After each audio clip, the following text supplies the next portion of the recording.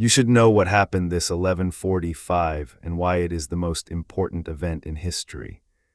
The legend of Prester John, a mysterious, wealthy Christian priest king ruling a fantastical kingdom in the east, filled with unicorns, rivers of gold, and gems the size of human fists, first reached Europe through reports delivered directly to the Pope himself. This single legend, born from whispers and desperation, would reshape centuries of exploration, diplomacy, and warfare across the known world. Please let us know in the comments where you are watching this history video and what time you are watching it. And be sure to subscribe to the channel for future videos. Now, let us begin. Let us go back, far back, to a world that looked nothing like the one we know today. A world where maps ended at the edges of imagination, where the darkness beyond the borders of Christendom was filled not with documented geography but with monsters, marvels, and the terrifying unknown. In this world, a single rumor could change the course of empires. A single name, whispered from the lips of a weary bishop who had traveled thousands of miles across hostile lands, could set into motion events that would echo for 500 years. That name was Prester John. To understand why this name mattered so profoundly, why it sent shockwaves through the courts of kings and the chambers of popes, we must first understand the world into which this legend was born. We must understand the fear, the desperation, and the fragile hope that gripped Christian Europe in the middle of the 12th century, because the legend of Prester John was not born in a vacuum. It was born in blood. It was born in the aftermath of catastrophe. And it was born from one of the deepest human needs there is, the need to believe that somewhere out there, beyond the horizon, salvation was coming. The year was 1145. Europe was in crisis. The great experiment of the Crusades, which had seemed so triumphant just decades earlier, was beginning to unravel in ways that terrified the faithful. To understand this terror, we need to rewind slightly and look at what had happened in the preceding half-century, because the story of Prester John cannot be separated from the story of the Crusades. They are woven together, thread by thread, hope by hope, and ultimately, disappointment by disappointment. In the year 1095, exactly 50 years before our story truly begins, Pope Urban II had stood before a great crowd at the Council of Clermont in central France and delivered one of the most consequential speeches in human history. He called upon the knights and warriors of Christendom to take up arms and march east, to liberate the holy city of Jerusalem from Muslim control. The response was overwhelming. Thousands upon thousands of men, from great lords to humble peasants, sewed crosses onto their garments and set out on the long and brutal journey to the Holy Land. Against all odds, they succeeded. In July of 1099, the forces of the First Crusade breached the walls of Jerusalem. What followed was a scene of terrible carnage, as the Crusaders swept through the streets in a frenzy of violence that shocked even some of their own chroniclers. But when the blood dried and the prayers were spoken, the result was undeniable. Jerusalem was in Christian hands. The Holy Sepulchre, the most sacred site in all of Christendom, believed to be the very tomb where Christ had lain after the crucifixion, was under the protection of Christian knights. The Crusaders did not simply take Jerusalem and go home. They established a network of states across the Levant, the eastern coast of the Mediterranean. The Kingdom of Jerusalem was the crown jewel, but there were others too. The county of Tripoli, the Principality of Antioch, and the county of Edessa formed a chain of Christian territories stretching from the borders of Egypt in the south to the edges of Asia Minor in the north. These were collectively known as the Crusader states, or the Outre-mer, a French word meaning simply beyond the sea. For nearly half a century, these states endured. They were never entirely secure. They were always vastly outnumbered by the Muslim populations that surrounded them.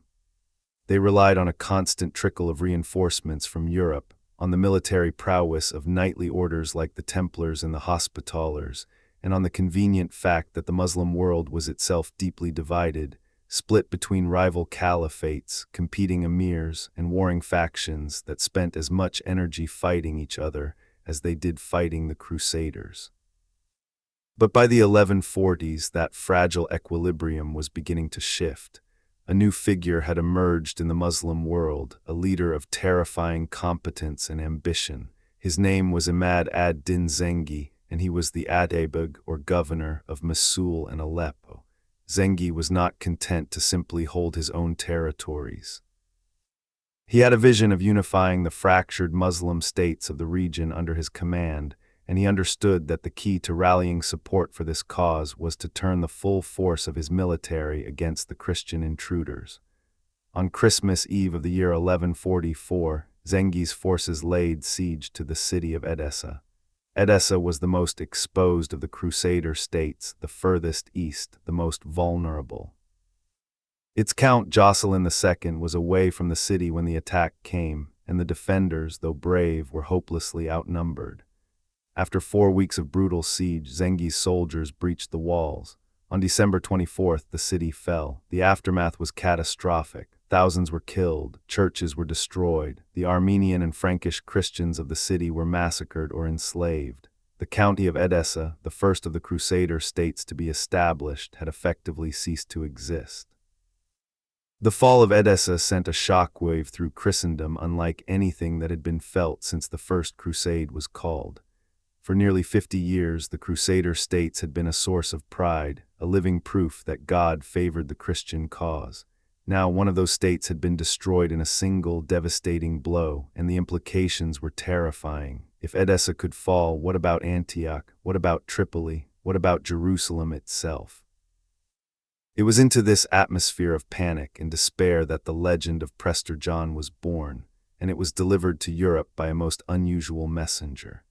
In the autumn of 1145, a bishop named Hugh arrived in the Italian town of Viterbo, where Pope Eugene III was holding court. Hugh was no ordinary European bishop. He was the bishop of Jabala, a small but important diocese in the Crusader-held territory of the county of Tripoli, on the coast of what is now Lebanon. Hugh had made the long and dangerous journey westward for one primary purpose. He had come to beg the Pope for help. The situation in the east was dire, he told the pontiff. The fall of Edessa had shattered morale and left the remaining Crusader states exposed. Without a new crusade, without a massive influx of fresh troops and resources from Europe, all might be lost. But Hugh of Jabala brought with him more than just pleas for military assistance. He brought a story. A remarkable, extraordinary, almost unbelievable story that he had heard, he said, from sources in the east.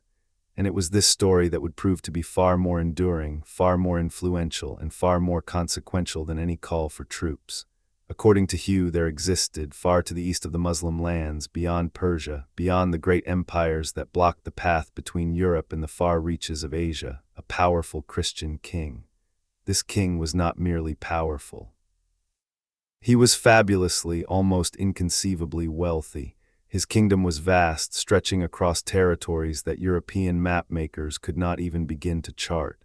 He commanded armies of enormous size, and he was a devoted Christian, a priest as well as a king, hence his title, Prester John. The word Prester was derived from the word presbyter, meaning priest or elder. Hugh told the Pope that this Prester John had recently fought a great battle against the Muslim rulers of Persia, the Samayardi, as Hugh called them, likely referring to the Seljuk Turks or perhaps the rulers of Samarkand. Prester John had won a spectacular victory, routing the Muslim armies and capturing their capital city. He had then wished to march westward to aid his fellow Christians in Jerusalem, to join forces with the Crusaders and crush the Muslim powers between them. But he had been unable to cross the Tigris River, and so he had been forced to turn back. Let us pause here and consider the weight of this story. Consider what it meant to a pope sitting in Viterbo, surrounded by desperate reports from the east, facing the very real possibility that the great Christian project in the Holy Land was about to collapse.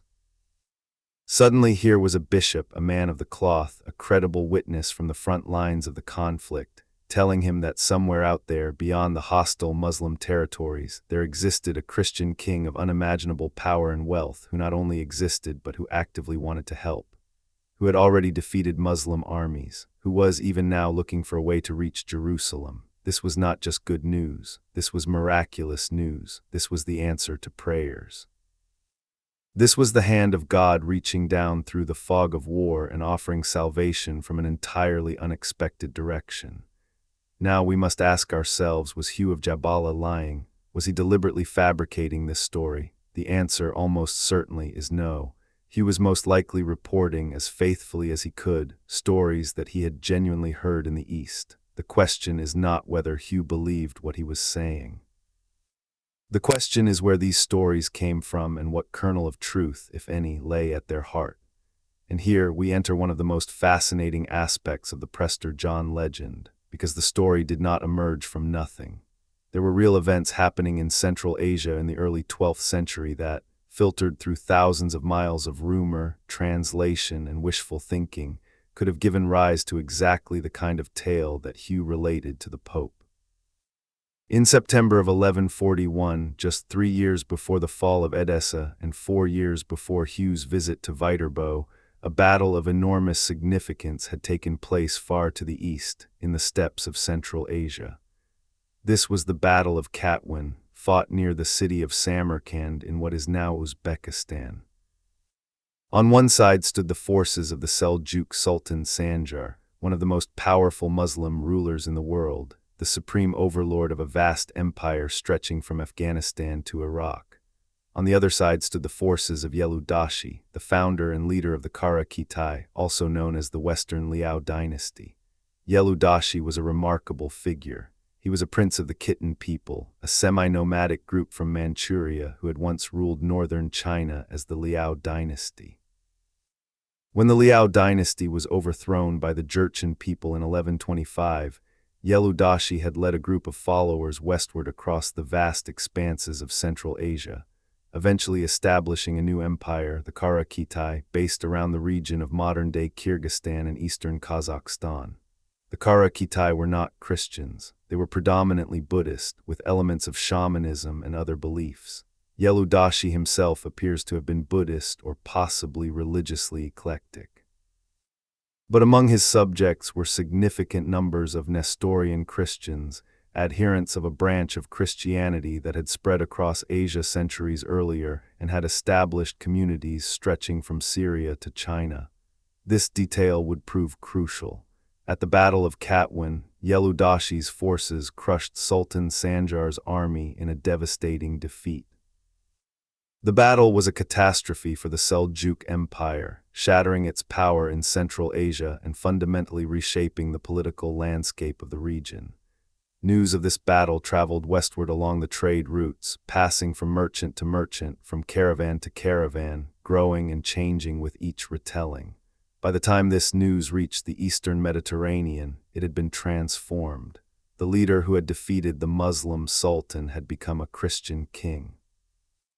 The Buddhist Yeludashi had been reimagined as a priest-king, a follower of Christ, a potential ally of Christendom.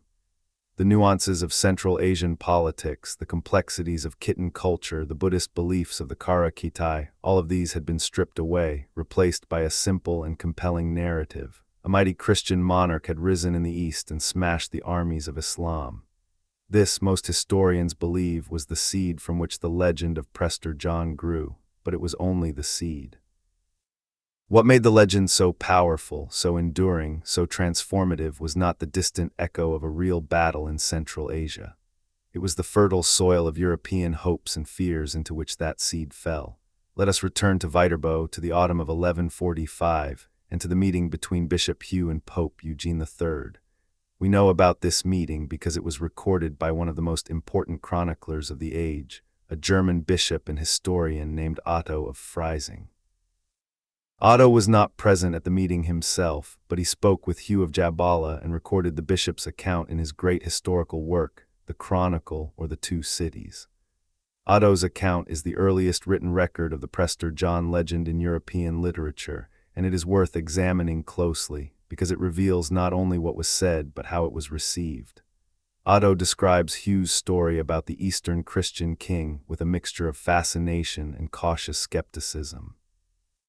He notes that Hugh reported that Prester John was descended from the Magi, the three wise men who, according to the Gospel of Matthew, had traveled from the east to worship the infant Jesus. This was a powerful claim, linking Prester John directly to the narrative of the New Testament and giving his supposed kingdom a biblical pedigree. According to Hugh's account, as related by Otto, Prester John ruled over a kingdom of immense wealth and had planned to come to the aid of the church in Jerusalem, but had been prevented by practical obstacles. Otto records this information but adds his own editorial note, suggesting that the tale should be received with some caution. Nevertheless, he clearly found it compelling enough to include in his Chronicle, and through his writing, the story of Prester John was preserved and transmitted to a wider audience. The impact of Hugh's visit was immediate and significant.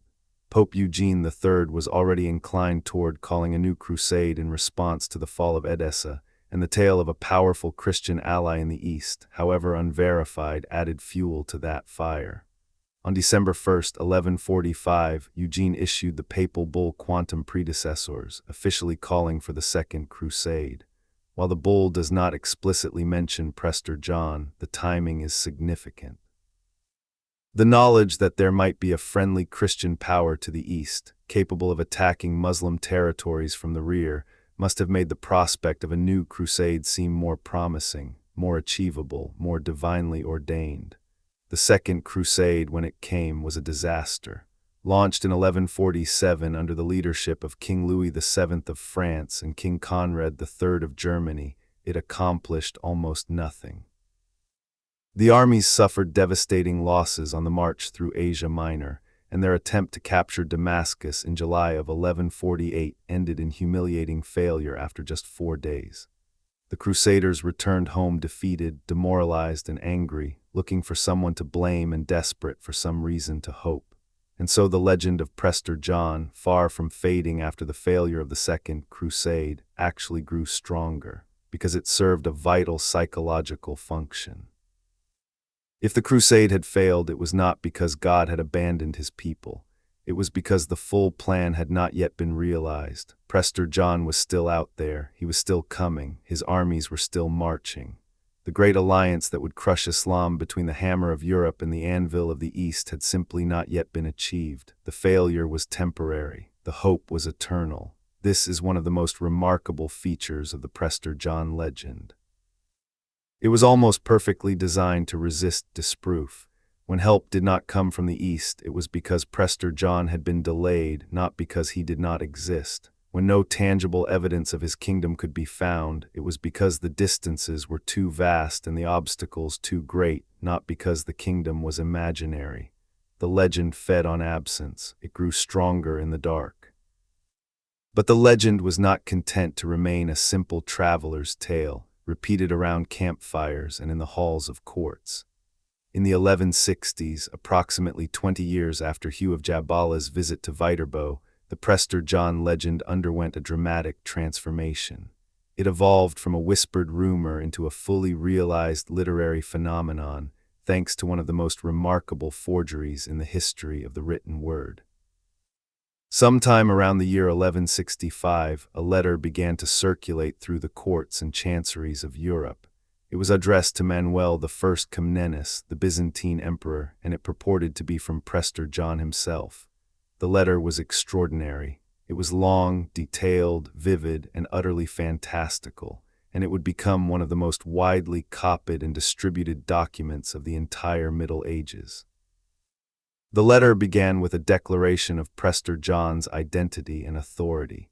He described himself as a Christian king, ruling over the three Indias, a vast realm that stretched from the Tower of Babel to the place where the sun rises. He acknowledged that he had heard of the wisdom and greatness of the Byzantine emperor, and he wished to make himself known and to offer his friendship and alliance. What followed was a description of his kingdom that read like a fever dream of medieval wish fulfillment. Prester John's realm, according to the letter, was a land of impossible wonders. Rivers flowed with gold, mountains of diamonds rose above plains of emeralds, unicorns roamed freely through forests of perpetual bloom. The fountain of youth bubbled up from the earth, and anyone who drank from its waters 3 times would be restored to the age of 32 and would remain that age forever. The letter described creatures and peoples that defied belief, giants who stood over 30 feet tall, pygmies who waged eternal war against cranes, cyclopes with single, enormous eyes, men with horns on their foreheads, centaurs, satyrs, and strange beings that were half human and half animal, salamanders that lived in fire, birds that could carry elephants through the sky. But amidst all these wonders, the letter also painted a picture of a kingdom that was a model of Christian virtue and good governance. Prester John claimed that in his realm there was no crime, no poverty, no lying, no adultery. Every citizen was devoted to God. The churches were made of precious stones. The palace of Prester John himself was built of ebony and crystal, with windows of diamonds and a roof of gold. Before the palace stood a mirror of such extraordinary power that Prester John could see everything that happened in all of his provinces, detecting treason, rebellion, or any threat to his rule. The letter also contained pointed political and theological messages. Prester John claimed to rule over 72 kingdoms, each governed by a king who owed him absolute obedience. He expressed surprise that the Byzantine emperor dared to call himself great. When compared to Prester John's own power and wealth, Manuel was little more than a provincial lord. This was clearly a deliberate challenge, a reminder that the internal rivalries and pretensions of European and Byzantine rulers were insignificant compared to the true power that existed in the wider world. Now let us be clear about something. This letter was a forgery. No serious historian, either in the medieval period or in modern times, has ever believed that it was actually written by a real Prester John. The question of who actually wrote it and why has been debated for centuries and has never been definitively answered. Several theories have been proposed. Some scholars have suggested that the letter was composed in the chancery of the Holy Roman Emperor Frederick Barbarossa, as a piece of political propaganda designed to undermine the prestige of the Byzantine Emperor Manuel, with whom Frederick was engaged in a bitter rivalry. The letter's pointed comparison between Prester John's power and Manuel's relative insignificance would certainly have served Frederick's political purposes. Others have suggested that the letter was the work of a clergyman, perhaps associated with the papal court, who intended it as a kind of speculum principum, a mirror for princes, a moral treatise disguised as a letter. By describing a perfect Christian kingdom where the ruler was humble, just, and devoted to God, the author may have been implicitly criticizing the European rulers of his day, who were anything but. Still others have proposed that the letter was simply the work of a clever and imaginative writer, someone who drew on the rich tradition of travel literature, classical geography, and biblical prophecy to create a compelling and entertaining fiction.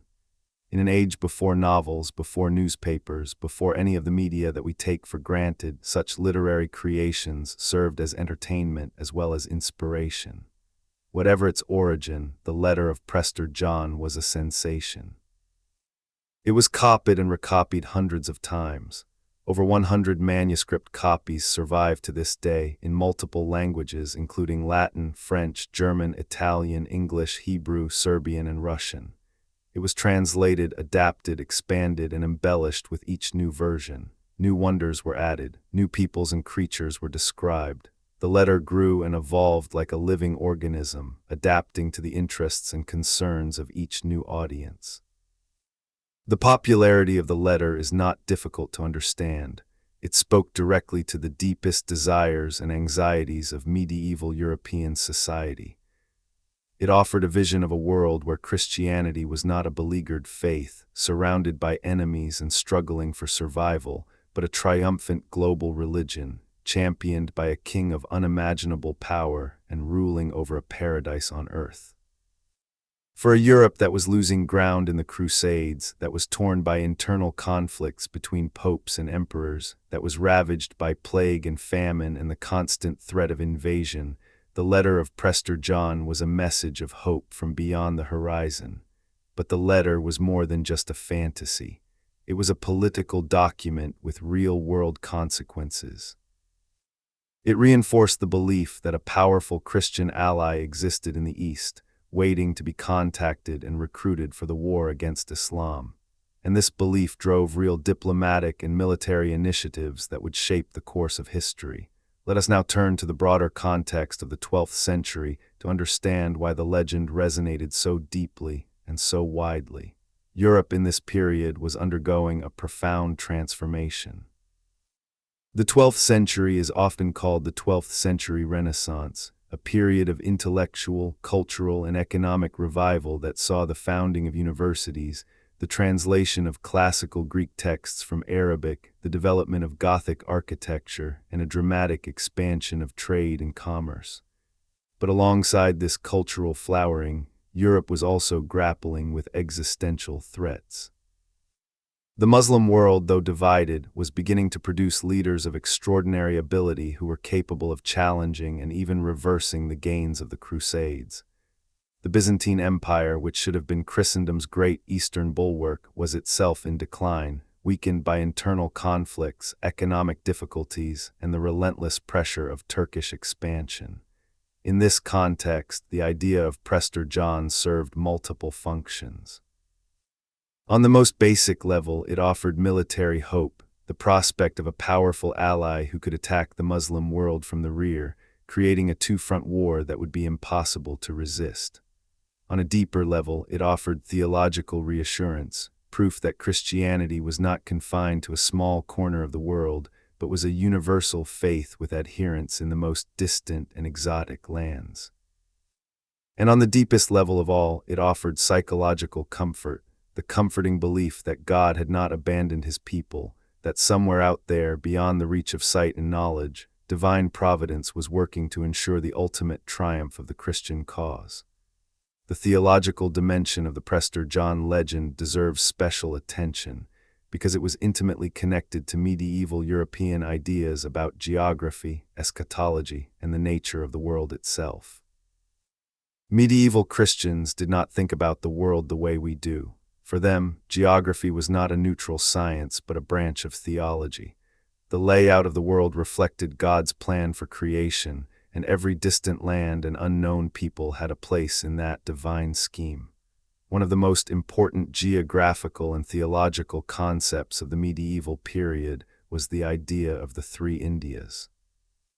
Medieval European thinkers believed that the vast, poorly understood regions to the east of the Muslim world were collectively known as India, and that this India was divided into three parts. There was India Minor, roughly corresponding to parts of the Middle East and Central Asia. There was India Major, corresponding roughly to what we would call South Asia. And there was India Tertia, or the Third India, a vaguely defined region that might include parts of East Africa, Southeast Asia, or even China. These three Indias were associated with the Apostle Thomas, who, according to Christian tradition, had traveled to India to preach the gospel after the death and resurrection of Christ. The Acts of Thomas, an apocryphal text from the 3rd century, described Thomas's journey to India and the miracles he performed there, including the baptism of kings and the founding of churches. By the Middle Ages, the legend of Thomas in India was firmly established, and the existence of Christian communities in distant eastern lands was taken as historical fact. And indeed, there were real Christian communities in Asia, far more widespread than most Europeans realized. These were predominantly Nestorian Christians, followers of a theological tradition that had been declared heretical at the Council of Ephesus in 431, but that had subsequently spread with astonishing success across the entire length of the Asian continent. Nestorian missionaries had established churches in Persia, Central Asia, India, China, and Mongolia. By the 12th century, Nestorian Christianity was one of the most geographically dispersed religions in the world, with adherents scattered across thousands of miles.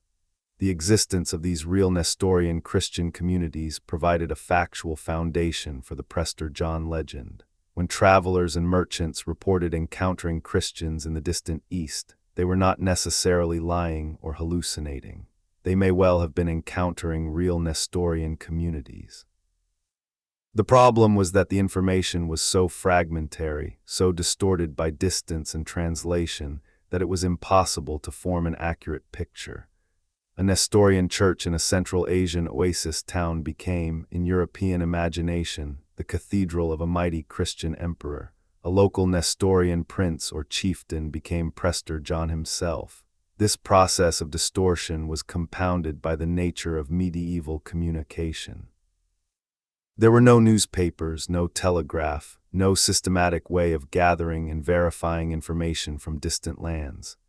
Knowledge of the world beyond Europe's borders came through a handful of channels, primarily trade routes and diplomatic contacts, and it was inevitably filtered through multiple layers of translation, interpretation, and embellishment. Consider the journey that a piece of information would have to make to travel from Central Asia to the papal court in Rome. It might begin as a factual observation by a merchant in, say, Samarkand, who had encountered a group of Nestorian Christians. This merchant might mention this fact to another trader, perhaps in a caravanserai in Persia. That trader might pass the story along to a contact in Baghdad, who might relay it to a fellow merchant in the port of Acre. From Acre it might reach the ears of a Crusader knight, who would tell it to his chaplain, who might write it down in a letter to his bishop back in France, who might mention it in his annual report to the papal legate. At each stage of this journey the information would change, details would be added, subtracted, or transformed. Names would be garbled, numbers would be inflated, the mundane would become marvelous, and by the time the story reached Europe, it would bear only the faintest resemblance to the original. This was not deliberate deception in most cases. It was simply the inevitable result of transmitting complex information across vast distances in a world without reliable communication. Now, let us return to the chronological narrative of the Prester John legend and trace its development through the remainder of the 12th century. After the circulation of the famous letter around 1165, the legend took on a new life and a new urgency, because the situation in the Holy Land continued to deteriorate in ways that made the prospect of Eastern assistance more desperately needed than ever. In 1169, a new figure rose to prominence in the Muslim world, a man whose name would become synonymous with chivalry, military genius, and the ultimate defeat of the Crusader cause. His name was Salah ad-Din Yusuf ibn Ayyub, known to Europeans as Saladin. A Kurdish general in the service of Nur ad-Din, the son and successor of the fearsome Zengi who had conquered Edessa, Saladin was sent to Egypt to prevent the Crusaders from gaining control of that wealthy and strategically vital land. Saladin succeeded brilliantly. He not only prevented a Crusader conquest of Egypt, but seized control of the country for himself, eventually becoming Sultan. When Nur ad-Din died in 1174, Saladin moved to take control of Syria as well, gradually uniting the Muslim territories of Egypt and the Levant under his single command. For the first time since the beginning of the Crusading era, the Christian states faced a unified Muslim enemy led by a commander of exceptional ability. The implications were dire. The Crusader states had always survived in part because of the divisions within the Muslim world. Now those divisions were being overcome. Saladin was patient, methodical, and relentless. He built alliances, gathered resources, and waited for the right moment to strike. That moment came in 1187. In July of that year, Saladin lured the main Crusader army into a trap at the Horns of Hattin, a double-peaked hill near the Sea of Galilee. The Crusaders, exhausted by a forced march through waterless terrain in the blazing summer heat, were surrounded and annihilated. King Guy of Jerusalem was captured. The relic of the true cross, the most sacred object in the Crusader states, was seized as a trophy, and Saladin was left with a virtually undefended Christian territory spread out before him like a feast. In the weeks and months that followed, Saladin swept through the Crusader states like a whirlwind. City after city, fortress after fortress fell to his advancing armies. On October 2nd, 1187, Jerusalem itself surrendered. For the first time in 88 years, the Holy City was in Muslim hands. Saladin, to his credit, did not repeat the massacre that the Crusaders had committed in 1099. He allowed the Christian inhabitants to leave peacefully, though they had to pay a ransom for their freedom. But the loss of Jerusalem was a catastrophe for Christendom, a wound that would never fully heal. The fall of Jerusalem prompted the Third Crusade, one of the most famous military expeditions in history, led by three of Europe's most powerful monarchs, King Richard I of England, known as the Lionheart, King Philip II of France, and Emperor Frederick Barbarossa of the Holy Roman Empire. But even this mighty array of royal power could not fully reverse the damage. Frederick Barbarossa drowned in a river in Asia Minor before even reaching the Holy Land. Philip and Richard quarreled constantly. Richard won several impressive victories and recaptured the vital coastal city of Acre, but Jerusalem remained out of reach. The Third Crusade ended in 1192 with a negotiated truce that left the Crusader states clinging to a narrow strip of coastline, their glory days clearly over. Throughout all of this, the legend of Prester John continued to circulate and evolve. With each new setback, each new defeat, each new crisis, the legend became more important, more cherished, more desperately needed. If the armies of Christendom could not retake Jerusalem on their own, then perhaps Prester John would come. If the kings of Europe could not set aside their rivalries long enough to mount an effective crusade, then perhaps the great priest king of the East would succeed where they had failed. But the legend was not just a passive source of comfort. It was also an active driver of policy. European leaders took the idea of a powerful Eastern Christian ally seriously enough to invest real diplomatic effort in finding and contacting him. The most notable example of this came from the highest levels of the Church itself. In 1177, Pope Alexander III wrote a letter addressed to the illustrious and magnificent King of the Indians, the most holy priest. This letter, known as the Cum Audivissimus, is a remarkable document. In it, the Pope expressed his desire to establish contact with Prester John, to forge an alliance, and to arrange for the construction of a church and an altar in Rome for the use of Prester John's subjects. Alexander entrusted the letter to his personal physician, a man named Master Philip, and sent him eastward to find Prester John and deliver the message. Think about this for a moment. Pope, the spiritual leader of all of Christendom, the most powerful religious figure in the Western world, personally wrote a letter to a king who, as far as we can tell, did not exist.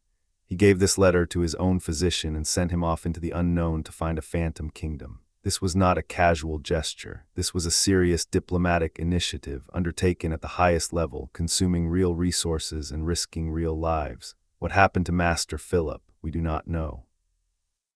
No record exists of his return. No reply from Prester John was ever received. Master Philip vanished into the east and nothing more was heard of him. He may have died on the journey. He may have been captured. He may have wandered for years through the vast expanses of Asia, searching for a kingdom that did not exist. We will never know. His disappearance is itself a poignant testimony to the power of the legend, a man swallowed up by a myth. But the failure of this embassy did nothing to diminish the legend. If anything, it enhanced it. The very difficulty of reaching Prester John's kingdom only added to its mystique. The fact that no one had successfully made the journey only proved how distant and how wondrous it must be. As the 12th century gave way to the 13th, the legend of Prester John underwent yet another transformation, driven by one of the most dramatic and unexpected events in world history, the rise of the Mongol Empire. In the early years of the 13th century, rumors began to reach Europe of a new power arising in the far reaches of Asia, a horde of fierce warriors from the steppes who were conquering everything in their path. These were the Mongols, united under the leadership of a chieftain named Temujin, who would become known to history as Genghis Khan. The Mongol conquests were unprecedented in their speed and scale. In a matter of decades, the Mongols created the largest contiguous land empire in human history, stretching from China to Eastern Europe, from Siberia to the Persian Gulf. They conquered the mighty Khwarezmian Empire, destroyed the Abbasid Caliphate, sacked Baghdad, and brought an end to centuries of Muslim dominance in Central Asia and the Middle East. For European Christians, the Mongol conquests were initially confusing and terrifying. The Mongols were an entirely unknown quantity, a people from beyond the edges of the known world, whose customs, religion, and intentions were completely opaque. But as reports of Mongol victories against Muslim powers filtered westward, a remarkable transformation occurred in European thinking. The Mongols began to be associated with the legend of Prester John. This association was not entirely irrational. Among the Mongol Confederacy were several tribes and clans that had been influenced by Nestorian Christianity. The Qara tribe, in particular, had a long history of Nestorian Christian affiliation. Their leader in the late 12th century, a chieftain known as Togrul, was a Nestorian Christian, or at least had been baptized in the Nestorian tradition. Togrul had been a powerful ally and eventual rival of Genghis Khan. He was known by the Chinese title of Wang Khan, meaning king. When stories of Togrul the Wang Khan reached Europe, they were quickly absorbed into the Prester John legend. Here, it seemed, was the Christian king of the East that Bishop Hugh had described. He was not a priest in the Western sense, but he was a Christian and a king. His kingdom was in the Far East, beyond the Muslim lands. He was allied with, or at least connected to, the Mongol power that was currently devastating the Muslim world. For a brief and heady period in the mid-13th century, European leaders allowed themselves to believe that the Mongols might be the long-awaited instrument of divine providence, the Eastern hammer that would smash the Muslim powers from behind while the Crusaders attacked from the front. This belief drove a series of remarkable diplomatic missions from Europe to the Mongol court, missions that represented some of the most extraordinary journeys of the medieval period. In 1245, Pope Innocent IV dispatched 2 embassies to the Mongol court. The most famous of these was led by Giovanni de Pian del Carpine, a Franciscan friar in his 60s who made the astonishing journey across the entire breadth of Asia, traveling thousands of miles on horseback through some of the most inhospitable terrain on earth to reach the Mongol capital at Karakorum. There he attended the enthronement of the new great Khan, Guyuk, and delivered the Pope's letter, which called upon the Mongols to convert to Christianity and to cease their attacks on Christian lands. The response he received was decidedly not what the Pope had hoped for. Guyuk Khan sent a reply that was, in effect, a demand for Europe's unconditional surrender. The great Khan acknowledged no authority greater than his own, and no god other than the eternal heaven that had ordained Mongol rule over all the earth. Rather than offering an alliance, he commanded the Pope and all the kings of Europe to come and pay homage to him. The dream of a Christian alliance with the Mongols seemed dead on arrival, but hope died hard. Other missions followed. In 1253, King Louis IX of France, one of the most devout and determined crusaders of the entire medieval period, sent his own embassy to the Mongol court, led by another Franciscan friar, William of Rubruck. William made the same grueling journey as Carpine before him and spent several months at the Mongol court, observing and recording the customs, beliefs, and political arrangements of the Mongol Empire with the sharp eye of a trained observer. William's account is one of the most valuable documents we have for understanding the Mongol Empire in the mid-13th century, and significantly, William addressed the Prester John legend directly. He reported that the Nestorian Christians he encountered in Central Asia spoke of a figure they called King John, but he noted dryly that the reality fell far short of the European legend. The Nestorians, he said, had a tendency to exaggerate. Where there was a single Nestorian village, the Nestorians would say there was a great Christian kingdom. Where there was a minor chieftain who happened to be Christian, they would describe a mighty king who ruled over millions. William of Rubruck was perhaps the first European to offer a clear-eyed, skeptical assessment of the Prester John legend, recognizing it for what it largely was, a magnificent distortion of modest realities. But even William's skepticism could not kill the legend. It was too powerful, too deeply rooted, too psychologically necessary. And in any case, Europe's attention was about to be redirected by a new and even more dramatic development. In 1258, the Mongol army under Hulagu Khan, the grandson of Genghis Khan, sacked the city of Baghdad, the seat of the Abbasid Caliphate and the symbolic center of the Muslim world. The fall of Baghdad was one of the most cataclysmic events of the Middle Ages. The city was devastated, its libraries burned, its population massacred in numbers that contemporary sources put in the hundreds of thousands, though modern historians consider these figures exaggerated.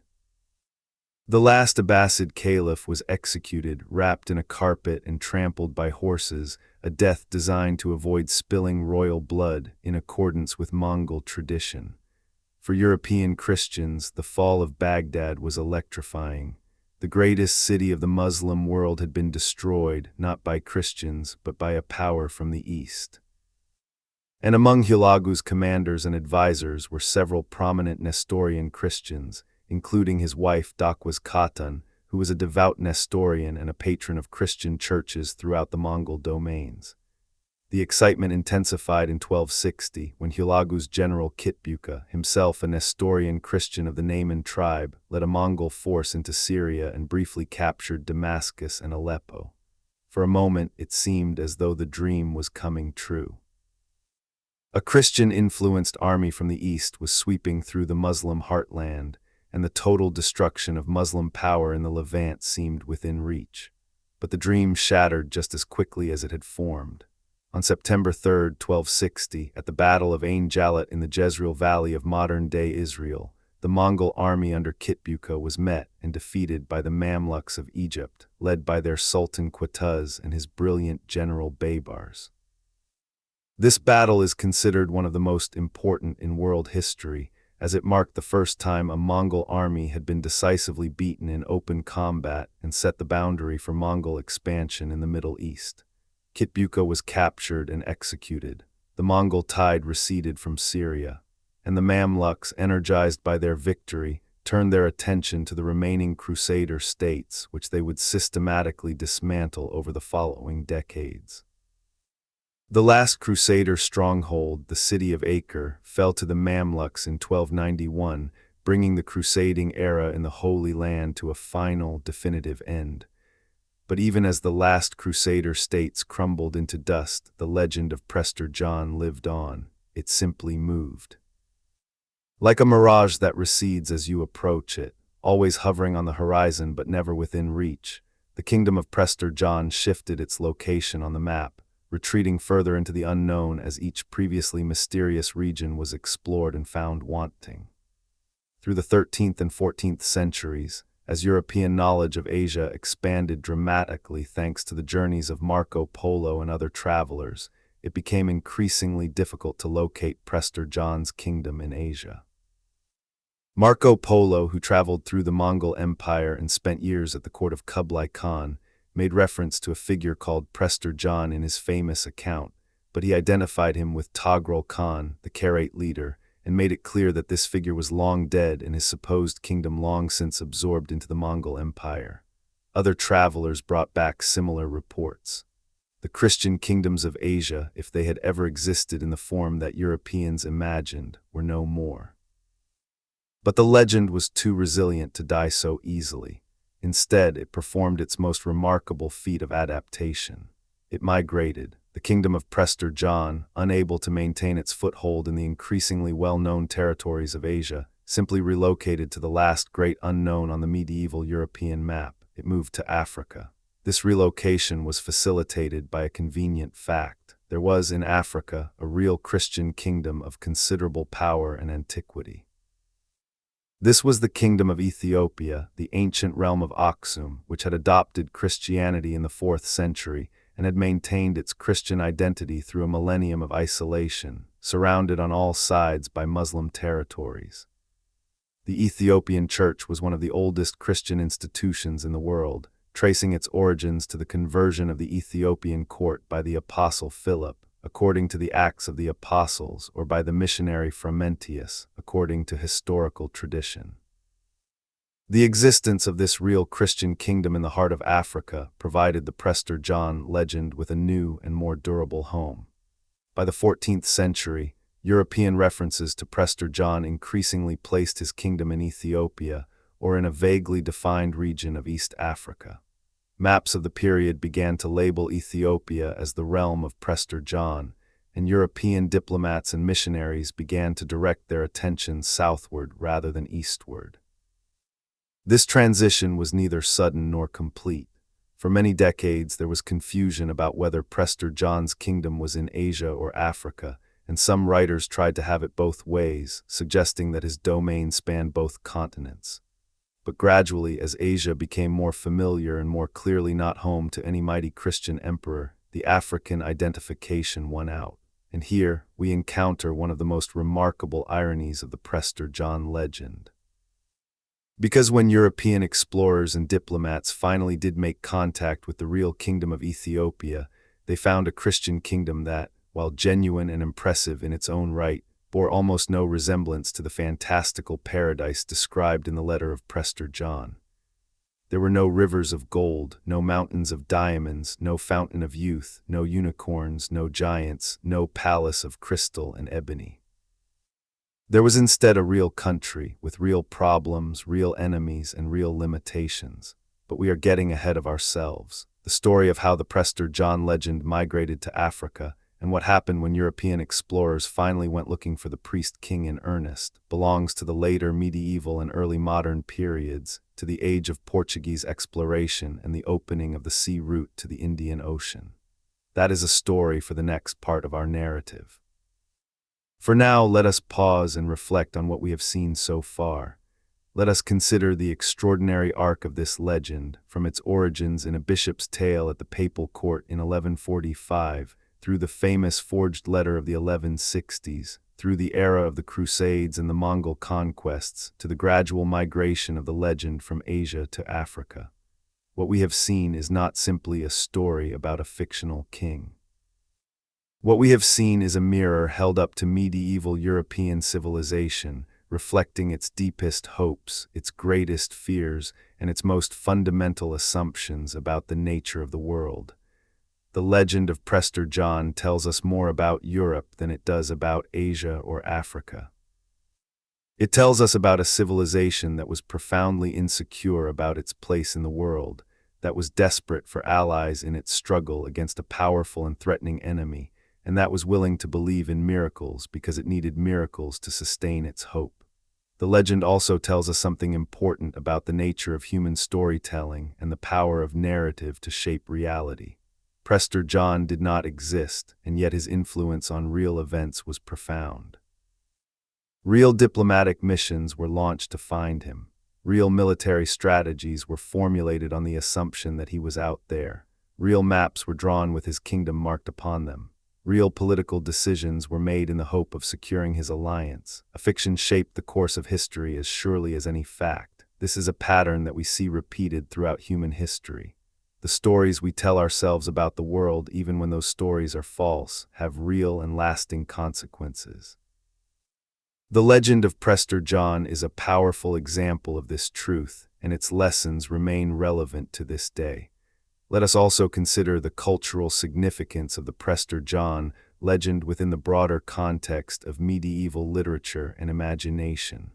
The letter attributed to Prester John was not the only document of its kind circulating in medieval Europe. It was part of a rich tradition of texts that described the marvels and wonders of distant lands, a genre that modern scholars sometimes call marvel literature or the literature of the marvelous East. This tradition stretched back to antiquity. The ancient Greeks had their own tales of wondrous lands beyond the edges of the known world. Herodotus described gold-digging ants in India. Ctesias wrote of men with dogs' heads, of unicorns, of fountains that granted eternal youth. Alexander the Great was the subject of a vast body of legendary literature that described his encounters with all manner of marvels during his campaigns in the East. The Romance of Alexander, which existed in dozens of versions and languages throughout the medieval period, was one of the most popular literary works of the entire Middle Ages. The letter of Prester John drew heavily on this tradition. Many of the marvels described in the letter can be traced to classical sources, to the natural histories of Pliny the Elder, to the stories of Alexander, to the geographical writings of Solinus and Isidore of Seville. The author of the letter, whoever he was clearly a learned individual who was familiar with the entire corpus of ancient and medieval writing about the wonders of the East, and who wove these diverse elements together into a single, compelling narrative. But the letter was also original in important ways. By casting these traditional marvels within a Christian framework, by making the ruler of this fantastic land a Christian priest-king rather than a pagan emperor, the author gave the old stories new meaning and new relevance. The wonders of Prester John's kingdom were not simply curiosities. They were signs of God's favor, proofs of the rewards that awaited the faithful, and evidence that the Christian dispensation extended to the farthest corners of the earth. This Christianization of the marvels of the East served a powerful ideological purpose. It asserted Christianity's claim to universality.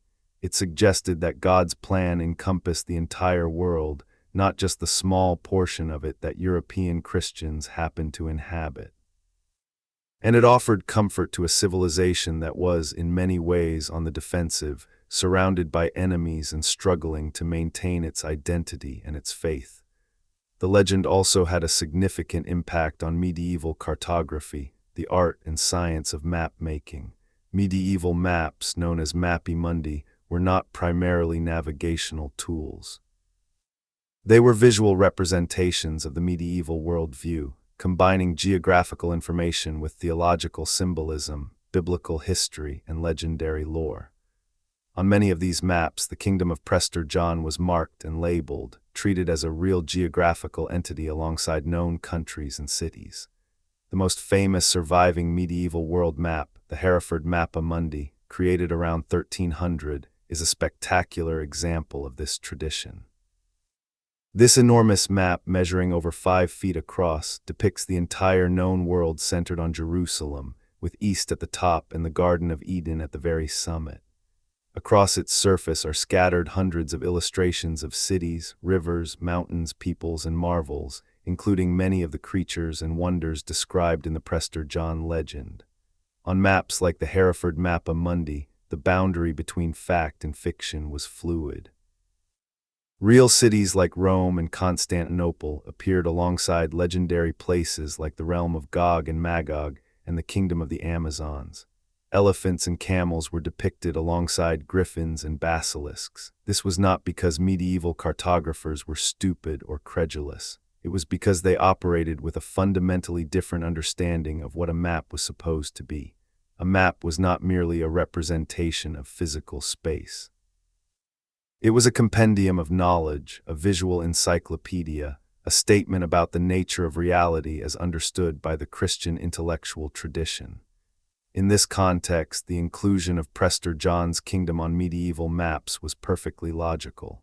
The kingdom was as real, in the medieval understanding of the word, as any other place that was known through textual authority rather than direct observation.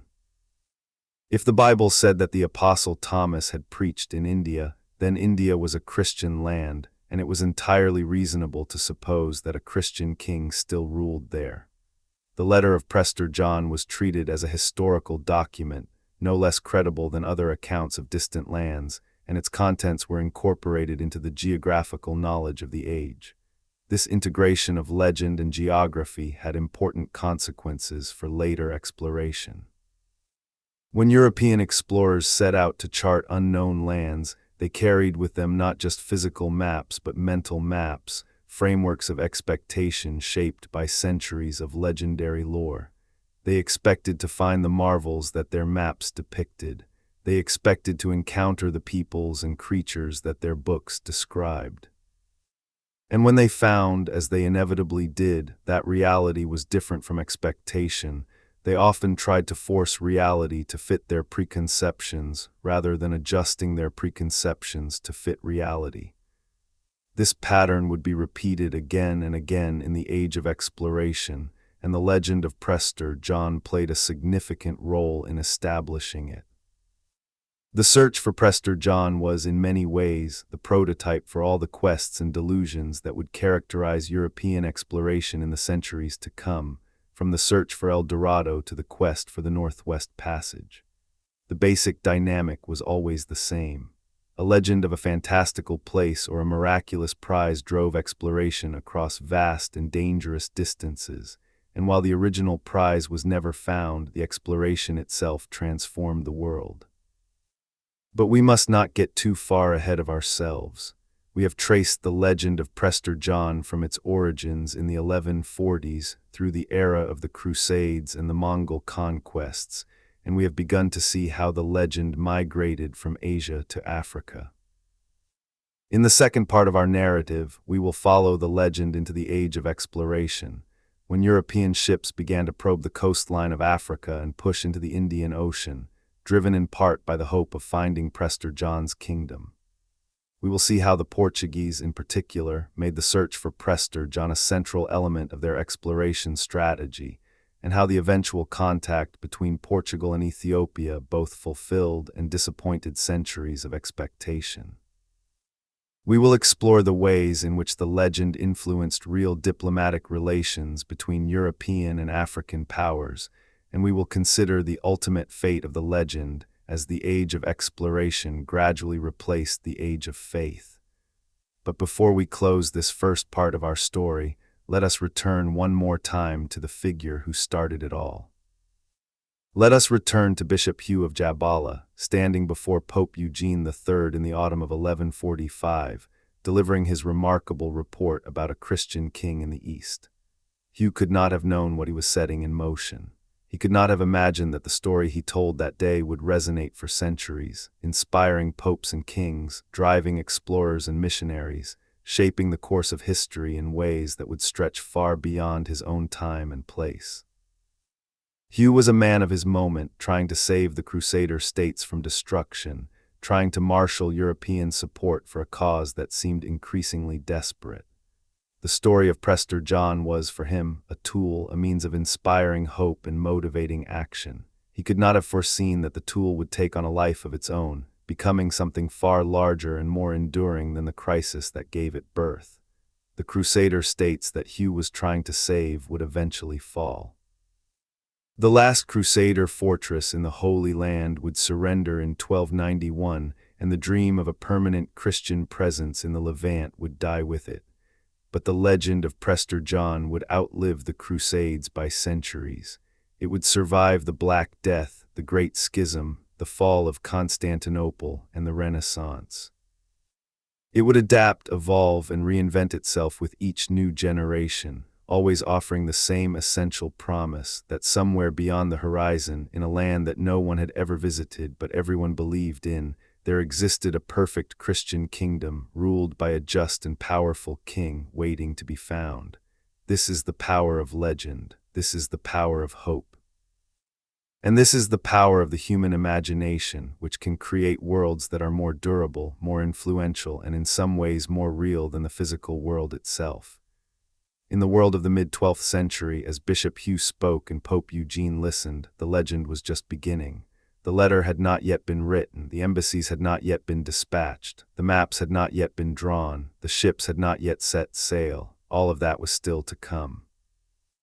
But the seed had been planted, and it would grow into one of the most extraordinary and enduring legends in the history of Western civilization. The story of Prester John is not just a medieval curiosity. It is a window into the human soul, into our eternal need to believe that somewhere, beyond the reach of our senses, and beyond the evidence of our experience, there exists a better world. It is a story about the power of myth to shape reality, about the ways in which imagination and desire can move armies and reshape continents. And it is a story that is, in its deepest essence, about the tension between the world as it is and the world as we wish it to be. As we prepare to move into the second part of our narrative, keep this tension in mind. Because the next chapter of the Prester John legend will take us into an era of unprecedented exploration and discovery, when the edges of the map were being redrawn at breathtaking speed, and the old certainties of the medieval worldview were crumbling under the weight of new evidence. In that new era, the legend of Prester John would face its greatest test, the test of reality itself. Would the legend survive? Would the priest-king be found? Would the paradise of the East, with its rivers of gold and mountains of gems, its unicorns and giants and fountain of youth, prove to be real after all? Or would the legend finally dissolve like a mirage in the desert, leaving nothing behind but the memory of a beautiful dream? The answers await us in Part 2. But for now, let us sit with the legend as it was in its prime, in the years when it was young and potent and full of promise. Let us imagine what it felt like to live in a world where such a legend was not just a story but a genuine possibility, where the map of the world was mostly blank and anything might be hiding in those blank spaces. let us remember what it meant to hope for Prester John. Because in the end, the legend of Prester John is not really about a fictional king or a fictional kingdom. It is about us. It is about the stories we tell to make sense of a confusing world. It is about the hopes we cling to when the darkness closes in. It is about the extraordinary things that human beings will do, the distances they will travel, the risks they will take, the sacrifices they will endure in pursuit of something they believe in, even when that something turns out to be nothing more than a legend. The medieval Christians who believed in Prester John were not fools. They were people trying to navigate a world that was dangerous, uncertain, and largely unknown. The legend gave them a framework for understanding that world, a reason to keep fighting, a reason to keep hoping, a reason to keep looking beyond the horizon.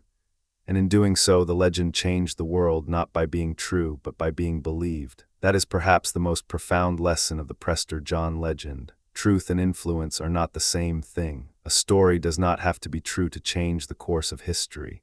It only has to be believed. And the story of Prester John was believed with a passion and a persistence that is almost beyond our modern understanding. It was believed by popes and kings. It was believed by scholars and soldiers. It was believed by explorers who risked their lives and diplomats who staked their careers. For nearly 500 years, the legend of Prester John was one of the most powerful ideas in the Western world, shaping exploration, diplomacy, warfare, and the very way that Europeans understood their place in the global order. As the 12th century drew to a close and the 13th century began, the world was changing rapidly. The Mongol Empire was remaking the political landscape of Asia. The Crusader states were entering their final, desperate decline. New trade routes were opening, new knowledge was flowing into Europe, and new possibilities were emerging. And through it all, the legend of Prester John persisted, adapting to each new circumstance, absorbing each new piece of information, and continuing to beckon from just beyond the edge of the known world. The next chapter of this story will take us into that changing world, through the age of the Mongol peace, through the journeys of Marco Polo and the Franciscan missionaries, through the catastrophe of the Black Death and the intellectual ferment of the Renaissance, and finally into the great age of oceanic exploration, when European ships began to push around the coast of Africa and into the Indian Ocean, driven by commerce, by curiosity, by religious zeal, and by the undying hope of finding the kingdom of Prester John. It is a story of extraordinary ambition and extraordinary folly, of genuine courage and spectacular delusion, of the human spirit at its most noble and its most absurd. And it all began here in a papal chamber in Viterbo in the autumn of 1145, when a weary bishop from the east told a desperate pope about a Christian king who ruled a kingdom of wonders somewhere beyond the sunrise. We will follow the legend into its African incarnation. We will trace the centuries-long quest to find Prester John in the highlands of Ethiopia. We will see how this quest became entangled with one of the most transformative events in human history, the age of European oceanic exploration. We will witness the moment when legend finally met reality, when European envoys stood face to face with the Christian emperor of Ethiopia and had to confront the vast gulf between what they had imagined and what they had found. And we will follow the legend to its ultimate end, watching as it slowly dissolved in the harsh light of the modern world, leaving behind a legacy that is far more complex, far more consequential, and far more instructive than most people realize. Let us begin where we left off, in the late 13th and early 14th centuries, as the legend made its great migration from east to south. The process by which Prester John's kingdom relocated from Asia to Africa was gradual and uneven. There was no single moment when Europeans collectively decided that Prester John was African rather than Asian. Instead, there was a slow accumulation of evidence, rumor, and revised expectation that gradually shifted the weight of opinion from one continent to the other. Several factors drove this shift. The first and most obvious was the growing European familiarity with Asia.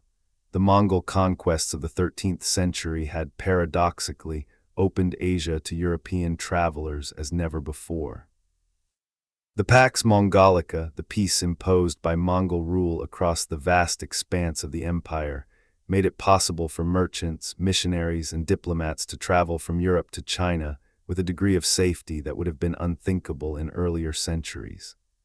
The most famous of these travelers was, of course, Marco Polo, the Venetian merchant who spent nearly a quarter of a century in Asia, including 17 years at the court of the Mongol Emperor Kublai Khan. Marco Polo's account of his travels, dictated to the writer Rustichello de Pisa while both men were imprisoned in Genoa in 1298, became one of the most widely read and influential books of the entire medieval period. His description of the world, as it was originally titled, painted a vivid and detailed picture of the lands and peoples of Asia, from the deserts of Persia to the cities of China, from the spice islands of Southeast Asia to the frozen wastes of Siberia. Marco Polo did mention Prester John in his account, but his treatment of the legend was notably deflating. He identified Prester John with Ung Khan, that is, Togrul the Wang Khan of the Kharat tribe, and described him as a real historical figure who had been a contemporary and rival of Genghis Khan. According to Marco Polo's account, Prester John had been defeated and killed by Genghis Khan, and his descendants had been reduced to the status of vassals within the Mongol Empire. There was no mention of a fantastical kingdom of wonders, no rivers of gold, no fountain of youth, no unicorns. The Asian Prester John, as Marco Polo depicted him, was a minor Central Asian chieftain who had been crushed by a greater power. The legend, at least in its Asian form, was dead, but Marco Polo was not the only traveler who contributed to the demystification of Asia. Franciscan and Dominican missionaries had been traveling to the Mongol court since the 1240s, and their reports, while less famous than Marco Polo's, were in many ways more detailed and more reliable. Giovanni de Pian del Carpine, William of Rubruck, Odoric of Pordenone, and John of Montecorvino all traveled deep into Asia and brought back accounts that collectively painted a picture of a continent that was vast and diverse, but that decidedly did not contain a Christian super-kingdom of the kind described in the Prester John legend. As the Asian option faded, attention naturally turned to Africa, the continent about which Europeans knew the least. And here a crucial piece of real-world information served to anchor the legend in its new location. Europeans had long been vaguely aware that there existed, somewhere in the depths of Africa, a Christian kingdom of considerable antiquity. This awareness came through multiple channels. Coptic Christians from Egypt sometimes traveled to Europe on pilgrimage or diplomatic business, and they brought with them stories of their co-religionists in the lands to the south. Ethiopian monks maintained a small community in Jerusalem, where they tended a chapel near the Church of the Holy Sepulchre, and European pilgrims to the Holy City occasionally encountered them and marveled at their exotic appearance and unfamiliar liturgical practices. Ethiopia, or Abyssinia, as it was often called in European sources, was indeed a remarkable kingdom. It traced its origins back to the ancient kingdom of Aksum, one of the great civilizations of the ancient world, which had dominated the trade routes of the Red Sea and the Horn of Africa for centuries. Aksum had adopted Christianity in the 4th century, making it one of the earliest kingdoms in the world to do so. According to Ethiopian tradition, the conversion was effected by two shipwrecked Syrian Christians, Frumentius and Edessius, who were taken to the royal court and eventually converted the king, Ezana.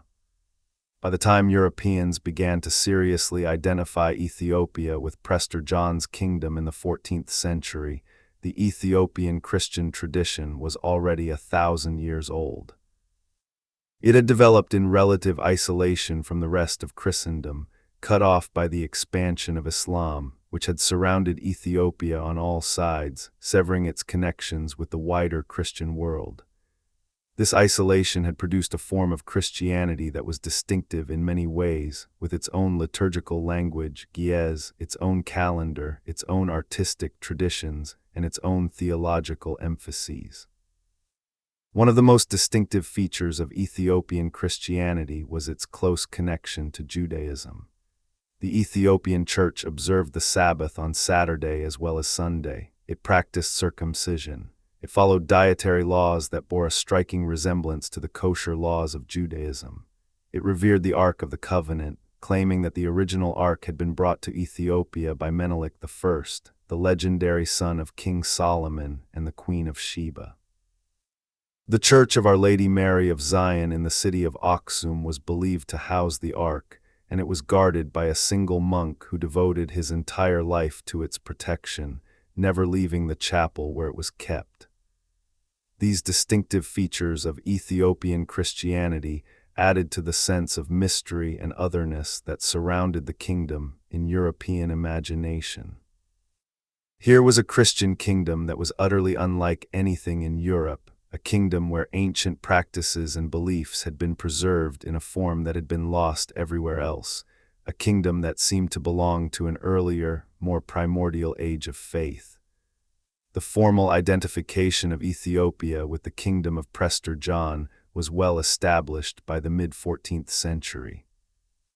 One of the earliest explicit connections appears in the work of the Dominican friar Jordanus de Savarak, who traveled extensively in India and the Near East in the early 14th century.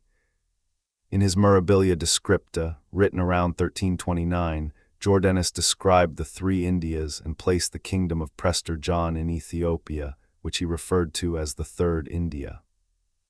This identification was reinforced by a series of diplomatic contacts between Ethiopia and European powers in the 14th century. In 1306, a group of Ethiopian envoys arrived at the court of Pope Clement V in Avignon, seeking an alliance against the Muslim powers that threatened their kingdom. This visit caused a sensation in Europe, as it seemed to confirm the existence of the long-sought Christian kingdom in the distant south. The envoys were received with great ceremony, and their visit was widely reported, further strengthening the association between Ethiopia and Prester John. Even more significantly, in 1340, an Ethiopian embassy reached the court of Pope Benedict XII in Avignon. The envoys brought gifts and letters from the Ethiopian emperor, and they described their kingdom in terms that, to European ears, sounded remarkably like the kingdom of Prester John. They spoke of a powerful Christian monarch who ruled over vast territories and many peoples. They described churches carved from living rock, armies of enormous size, and a court of extraordinary splendor. While the reality of Ethiopia was far more modest than the legends suggested, the broad outlines, a wealthy and powerful Christian kingdom in the heart of Africa, seemed to confirm what Europeans had been hoping and believing for 2 centuries. The Ethiopian connection gave the Prester John legend a new lease on life. Where the Asian Prester John had become increasingly implausible in the face of actual knowledge, the African Prester John was protected by the vastness and inaccessibility of the continent. No European had ever traveled to the Ethiopian highlands. No reliable map of the interior of Africa existed. The continent below the Sahara was, for all practical purposes, a blank canvas upon which any fantasy could be projected. And project they did. The map-makers of the 14th and 15th centuries enthusiastically embraced the Ethiopian identification, labeling the Horn of Africa and surrounding regions as the domain of Prester John. The Catalan Atlas of 1375, one of the most beautiful and important maps of the late medieval period, prominently features the figure of Prester John seated on his throne in East Africa, holding a golden scepter and wearing a crown. Other maps of the period show similar depictions, sometimes accompanied by legends describing the wonders of his kingdom. This cartographic tradition had important practical consequences. When European explorers and navigators began to plan their great voyages of discovery in the 15th century, they consulted these maps. The presence of Prester John's kingdom on the maps of Africa was not merely decorative, it was a strategic consideration. If there really was a powerful Christian ally in East Africa, then finding and contacting him could transform the geopolitical landscape of the entire region, creating a Christian alliance that could squeeze the Muslim powers between a European advance from the west and an Ethiopian advance from the south. This strategic calculation was particularly important for the kingdom that would lead the way in European oceanic exploration, the Kingdom of Portugal. And it is to Portugal that we must now turn our attention, because the Portuguese exploration of Africa and the Indian Ocean was, from its very beginning, deeply intertwined with the legend of Prester John. Portugal, a small kingdom on the western edge of Europe, perched on the Atlantic coast of the Iberian Peninsula, might seem an unlikely candidate to launch a global revolution in exploration and trade. But Portugal had several advantages that other European powers lacked. It had a long coastline and a strong maritime tradition. It was ideally positioned for Atlantic voyaging, jutting out into the ocean like a ship's prow. It had recently completed its own internal reconquista, driving the last Muslim rulers from its territory in the mid-13th century, and it had emerged from that struggle with a battle-hardened warrior class that was eager for new conquests and new sources of wealth. Most importantly, Portugal had a visionary leader who understood that the sea was the key to the future. This was Prince Henry, the third son of King John I of Portugal, known to history as Henry the Navigator. Henry was not himself a great sailor. Despite his famous epithet, he probably never navigated anything more challenging than the Tagus River, but he was an organizer, a patron, and a visionary of the First Order. From his base at Sagres on the windswept southwestern tip of Portugal, Henry sponsored a systematic program of maritime exploration that would gradually push Portuguese ships further and further down the coast of Africa. Henry's motivations were complex, and historians have debated them for centuries. He was driven by a desire for commercial profit, particularly from the gold trade that was known to flow from the interior of West Africa. He was motivated by religious zeal, by the desire to spread Christianity and to strike at the Muslim world from an unexpected direction. He was animated by sheer curiosity, by the desire to know what lay beyond the horizon, and he was driven, at least in part, by the legend of Prester John. Portuguese chronicles of the period make it clear that one of Henry's goals was to establish contact with the Christian kingdom believed to exist somewhere in the depths of Africa. The Zurara Chronicle, written by Gomes Eanes de Zurara, the official chronicler of Henry's exploits, lists the desire to find Prester John as one of the explicit motivations for Henry's exploration program. This is a remarkable fact, and it deserves emphasis. One of the most important programs of exploration in human history, a program that would eventually lead to the European circumnavigation of Africa, the opening of the sea route to India, and the complete transformation of global trade patterns, was motivated in part by the search for a legendary king who did not exist. The legend of Prester John was not merely a colorful backdrop to the age of exploration. It was one of the engines that drove it. Under Henry's patronage, Portuguese ships began to creep down the coast of Africa in the 1420s and 1430s. Each voyage pushed a little further south than the last, gradually mapping the coastline of West Africa and establishing trading posts and fortified stations at key points along the way. Cape Bojador, long feared as the point of no return, was rounded in 1434. The coast of modern-day Senegal was reached in the 1440s. The Cape Verde Islands were discovered in 1456. By the time Henry died in 1460, Portuguese ships had explored the coast of Africa as far south as modern-day Sierra Leone. Henry's successors continued his work with increasing urgency. The exploration of Africa was now driven not only by the search for Prester John, but by the growing realization that a sea route around Africa to the riches of the Indian Ocean trade was technically feasible. If Portuguese ships could round the southern tip of Africa and enter the Indian Ocean, they could bypass the Muslim middlemen who controlled the overland trade routes and access the fabulously profitable spice trade directly. But the Prester John legend remained a powerful motivating force.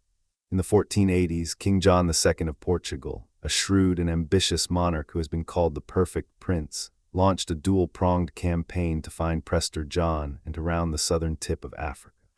He sent ships southward along the coast, pushing further than any European vessel had gone before. and simultaneously he sent overland emissaries eastward through the Muslim world, with instructions to find their way to Prester John's kingdom and establish diplomatic contact. The most remarkable of these overland missions was that of Pero de Cavalha, one of the most extraordinary and least celebrated travelers in the history of exploration. Cavalha was a Portuguese spy and diplomat who spoke fluent Arabic and had extensive experience in the Muslim world. In 1487, King John sent him on a mission of breathtaking ambition. Cavalha was to travel eastward through the Mediterranean, enter the Muslim lands in disguise, make his way to India to gather intelligence on the spice trade, and then proceed to Ethiopia to find Prester John and negotiate an alliance. Cavalha set out from Lisbon with a companion, Afonso de Paiva, in May of 1487. The two men traveled through Spain to Barcelona, crossed the Mediterranean to Naples, and then to the island of Rhodes. From Rhodes, they made their way to Alexandria and then to Cairo, where they separated. Paiva headed south toward Ethiopia, while Cavalha turned east toward India. Cavalha's journey was extraordinary. Traveling in disguise as a Muslim merchant, he crossed the Red Sea, visited the port of Aden, and then sailed to the coast of India, where he visited the great trading cities of Calicut and Goa. He gathered detailed intelligence on the spice trade, the navigation of the Indian Ocean, and the political situation in the region.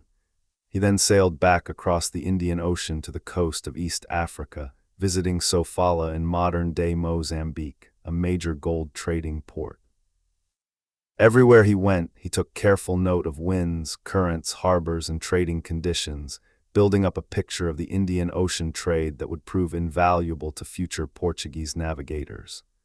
After completing his Indian Ocean circuit, Cavalha returned to Cairo, where he learned that his companion Paiva had died, possibly in Ethiopia, without completing his mission. Cavalha then sent a detailed report of his findings back to King John, using two Jewish merchants as intermediaries. This report, which described the sea routes of the Indian Ocean and confirmed that it was indeed possible to sail from Africa to India, may have played a crucial role in inspiring the Portuguese to push forward with their attempt to round the Cape of Good Hope. But Cavalha's mission was not yet complete. He still had to find Prester John. After sending his report, Cavalha turned south and made his way to Ethiopia, arriving at the court of the Ethiopian emperor sometime around 1493 or 1494. And here the story takes an extraordinary turn. Cavalha was received with honor at the Ethiopian court. The emperor Eskender and later his successor Naad were pleased to receive a representative of a distant Christian kingdom and were interested in the possibility of an alliance. But they were not willing to let Cavalha leave. Whether out of suspicion, possessiveness, or a simple desire to keep a useful foreign advisor close at hand, the Ethiopian court refused to allow Cavalha to return to Portugal. Pero de Cavalha, the great traveler and spy, spent the rest of his life in Ethiopia.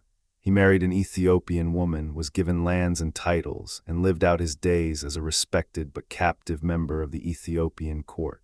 He never returned to Portugal. He never saw his family again. He was still alive in Ethiopia in 1520, over 30 years after his arrival, when he was encountered by the Portuguese embassy of Rodrigo de Lima.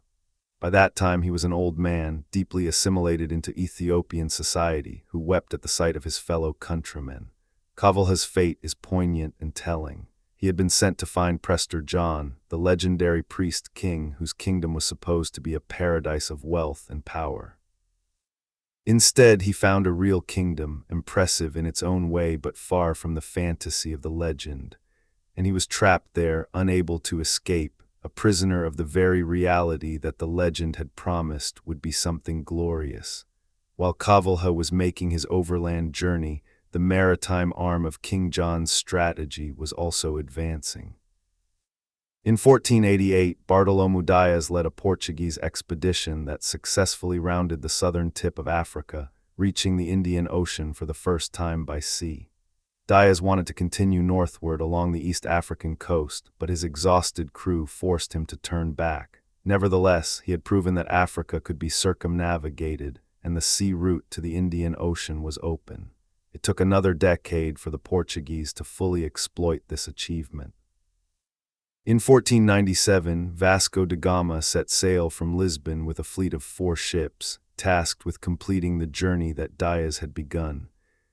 Da Gama rounded the Cape of Good Hope, sailed up the East African coast, and then, with the help of an Arab pilot, crossed the Indian Ocean to the port of Calicut on the southwest coast of India. He arrived in May of 1498, and with his arrival, the entire structure of Indian Ocean trade, which had been dominated by Muslim merchants for centuries, was thrown into turmoil. Da Gama's voyage was one of the most consequential events in world history, and the Prester John legend played a role in it, though the precise extent of that role is debated. Portuguese sources from the period make it clear that the search for Christian allies, and specifically the desire to make contact with Prester John's kingdom, was one of the stated goals of the expedition. Da Gama carried letters from the Portuguese king addressed to Christian rulers of the East, and his crew was instructed to seek out Christians wherever they found them. When Da Gama arrived in Calicut, he initially believed that the Hindu temples he encountered were Christian churches.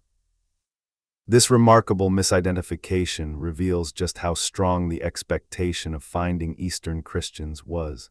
The Portuguese sailors saw Hindu deities and mistook them for Christian saints. They interpreted Hindu rituals as exotic forms of Christian worship. It took some time for them to realize that the religion they were observing had nothing to do with Christianity at all. This incident is a perfect illustration of the way in which the Prester John legend and the broader expectation of Eastern Christianity distorted Portuguese perceptions. They were so convinced that they would find Christians in the East that they saw Christians where none existed. The legend had shaped their expectations to such a degree that it literally altered what they perceived with their own eyes. But while the Portuguese were rounding Africa and reaching India by sea, the quest for Prester John in Ethiopia continued through a different channel. The Ethiopian emperor had his own reasons for seeking contact with European Christians. Ethiopia was under constant pressure from Muslim neighbors, particularly the Sultanate of Adal to the east and various Somali and Afar peoples along its borders. The prospect of a military alliance with the Christian kingdoms of Europe was attractive to Ethiopian rulers, just as the prospect of an alliance with Prester John had been attractive to European rulers for centuries. In the early 16th century, a series of diplomatic exchanges between Portugal and Ethiopia gradually brought the two kingdoms into direct contact. The most important of these exchanges culminated in the Portuguese embassy of 1520, led by Rodrigo de Lima, which spent 6 years in Ethiopia, from 1520 to 1526. The embassy included a priest named Francisco Alvares, who wrote a detailed account of his experiences in Ethiopia that became one of the most important European descriptions of the country. Alvares's book, known as the Prester John of the Indies, or in its full Portuguese title, Verdadeira Informação das Terras do Prester das Indias, was published in 1540 and widely read throughout Europe. It is a fascinating document, partly because of what it reveals about Ethiopia and partly because of what it reveals about European expectations. Alvares was genuinely impressed by much of what he saw in Ethiopia. He described the rock-hewn churches of Lalibela, carved directly from the living rock in the 12th and 13th centuries, which he found to be extraordinary works of engineering and devotion. He described the Ethiopian court with its elaborate ceremonies, its hundreds of attendants, and its complex hierarchy. He described the Ethiopian church with its ancient liturgy, its distinctive practices, and its vast network of monasteries and religious communities. But Alvares was also honest about the gap between the legend and the reality. The Ethiopia he encountered was not the paradise described in the letter of Prester John. There were no rivers of gold, there were no mountains of diamonds, there was no fountain of youth. The Ethiopian emperor was a powerful ruler, commanding the allegiance of many subject peoples and governing a vast territory, but he was not the supernatural figure of European legend. His kingdom faced real problems, including internal divisions, external threats, and economic challenges. It was a human kingdom with human limitations. Alvares's account did not destroy the Prester John legend overnight. The legend was too deeply embedded in European culture, too widely disseminated, and too psychologically necessary to be killed by a single book, however honest and detailed. But it did begin the slow process of disillusionment, the gradual recognition that the dream and the reality were very different things. Even as Alvares was writing, events in Ethiopia were unfolding that would bring the legend of Prester John to its most dramatic and consequential test. In the 1520s, the Sultanate of Adal, Ethiopia's eastern Muslim neighbor, erupted in a wave of aggressive expansion under the leadership of a brilliant and ferocious general named Ahmed ibn Ibrahim al-Ghazi, known to the Ethiopians as Ahmed Grani, meaning the left-handed. Ahmed Grani launched a devastating jihad against Ethiopia that nearly destroyed the Christian kingdom entirely. His forces, equipped with firearms obtained from the Ottoman Empire, swept through the Ethiopian highlands, burning churches, slaughtering populations, and devastating provinces that had been Christian for over 1,000 years. The Ethiopian emperor Lebna Dengel was driven from his capital and forced to flee into the mountainous interior, waging a desperate guerrilla war against an enemy that seemed unstoppable. In his desperation, Lebna Dengel did exactly what the Prester John legend had always imagined, but in reverse. Instead of Prester John coming to rescue Europe from the Muslims, the Christian king of Ethiopia called upon Europe to rescue him. He sent urgent appeals to the king of Portugal, begging for military assistance against the Muslim onslaught. The Portuguese response came, but it came slowly. It was not until 1541, several years after Lebna Dengel had died in hiding and been succeeded by his son Gelidus, that a Portuguese expeditionary force arrived in Ethiopia. This force was led by Cristóvão da Gama, the son of the great navigator Vasco da Gama, and it consisted of about 400 Portuguese soldiers armed with muskets and other firearms. The campaign that followed was brutal and dramatic. Cristóvão da Gama and his Portuguese soldiers fought alongside Ethiopian forces against Ahmed Grani's army in a series of bloody engagements.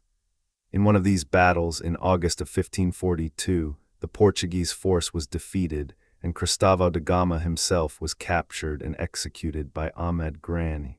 But the surviving Portuguese soldiers regrouped and joined forces with the Ethiopian Emperor Gelidus. In February of 1543, at the Battle of Waina Daga, the combined Ethiopian and Portuguese force met Ahmed Grani's army in a decisive engagement.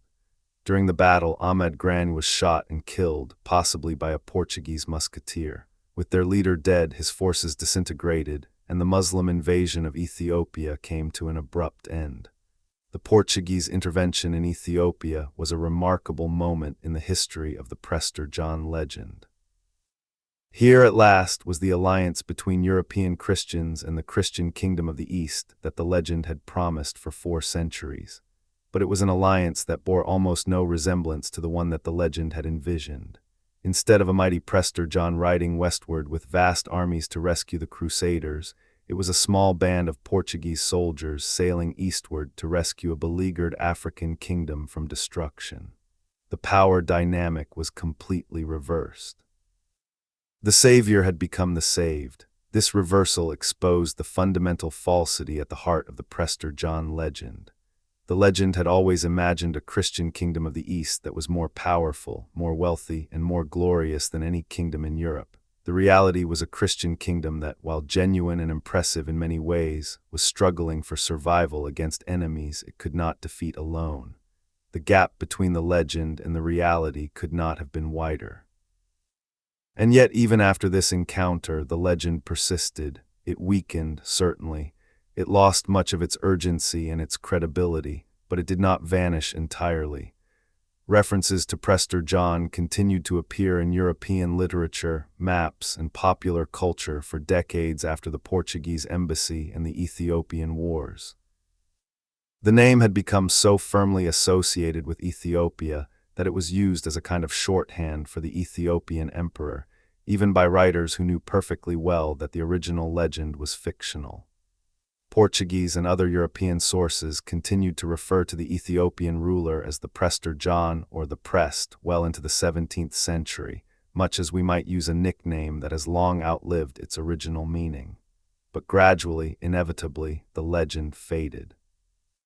The 17th and 18th centuries saw a slow but steady decline in references to Prester John, as the growth of empirical knowledge, the expansion of global trade, and the intellectual revolution of the Enlightenment made the old medieval legends increasingly untenable.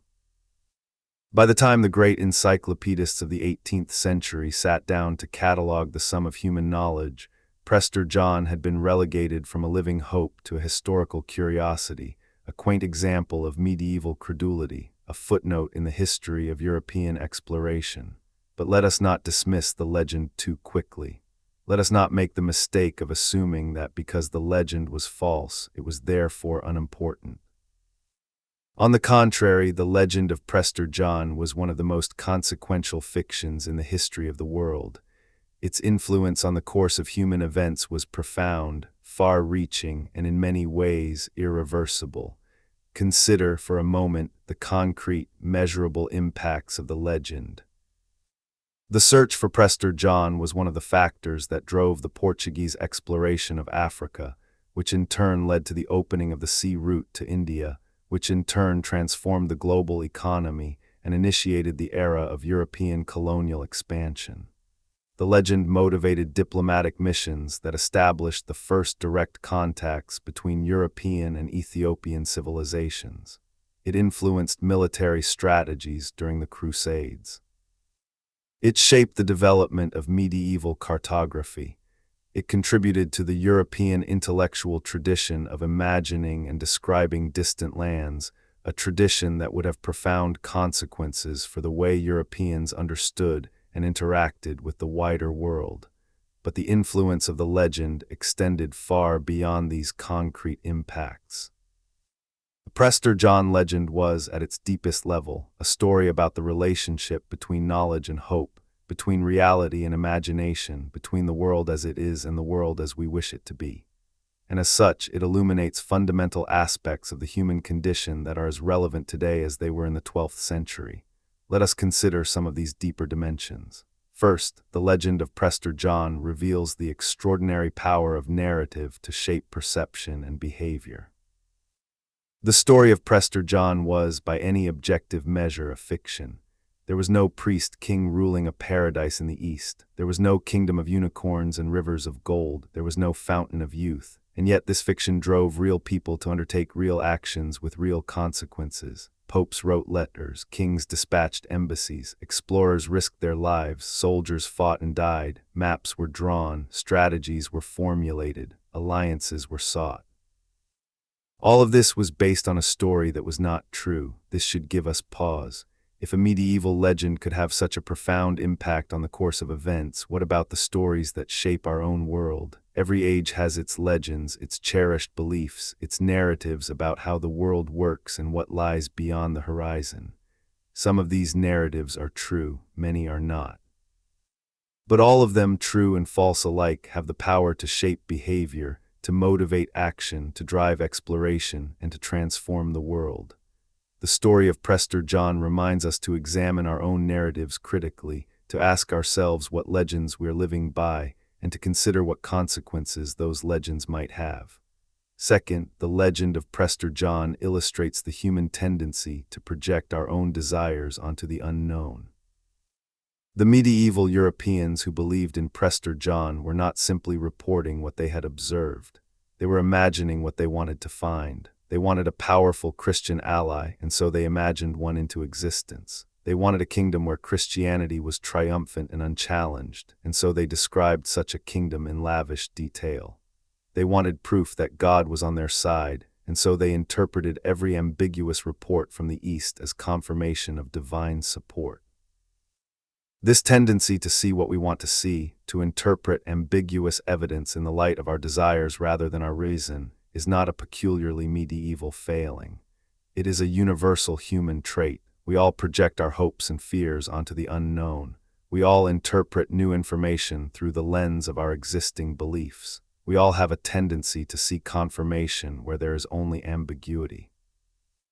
The legend of Prester John is a cautionary tale about the dangers of this tendency, a reminder that the map is not the territory, and that the stories we tell about the unknown are often more revealing of ourselves than of the things we claim to describe. Third, the legend of Prester John raises profound questions about the relationship between myth and history. We tend to think of myth and history as opposites, with myth being false and history being true. But the story of Prester John complicates this simple distinction.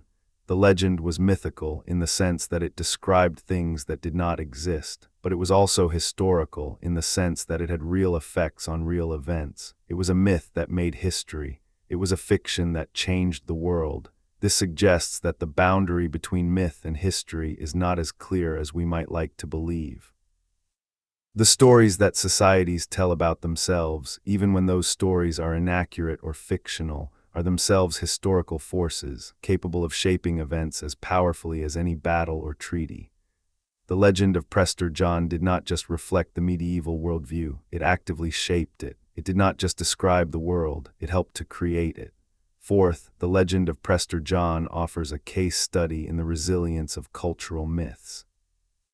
One of the most striking features of the legend is its durability.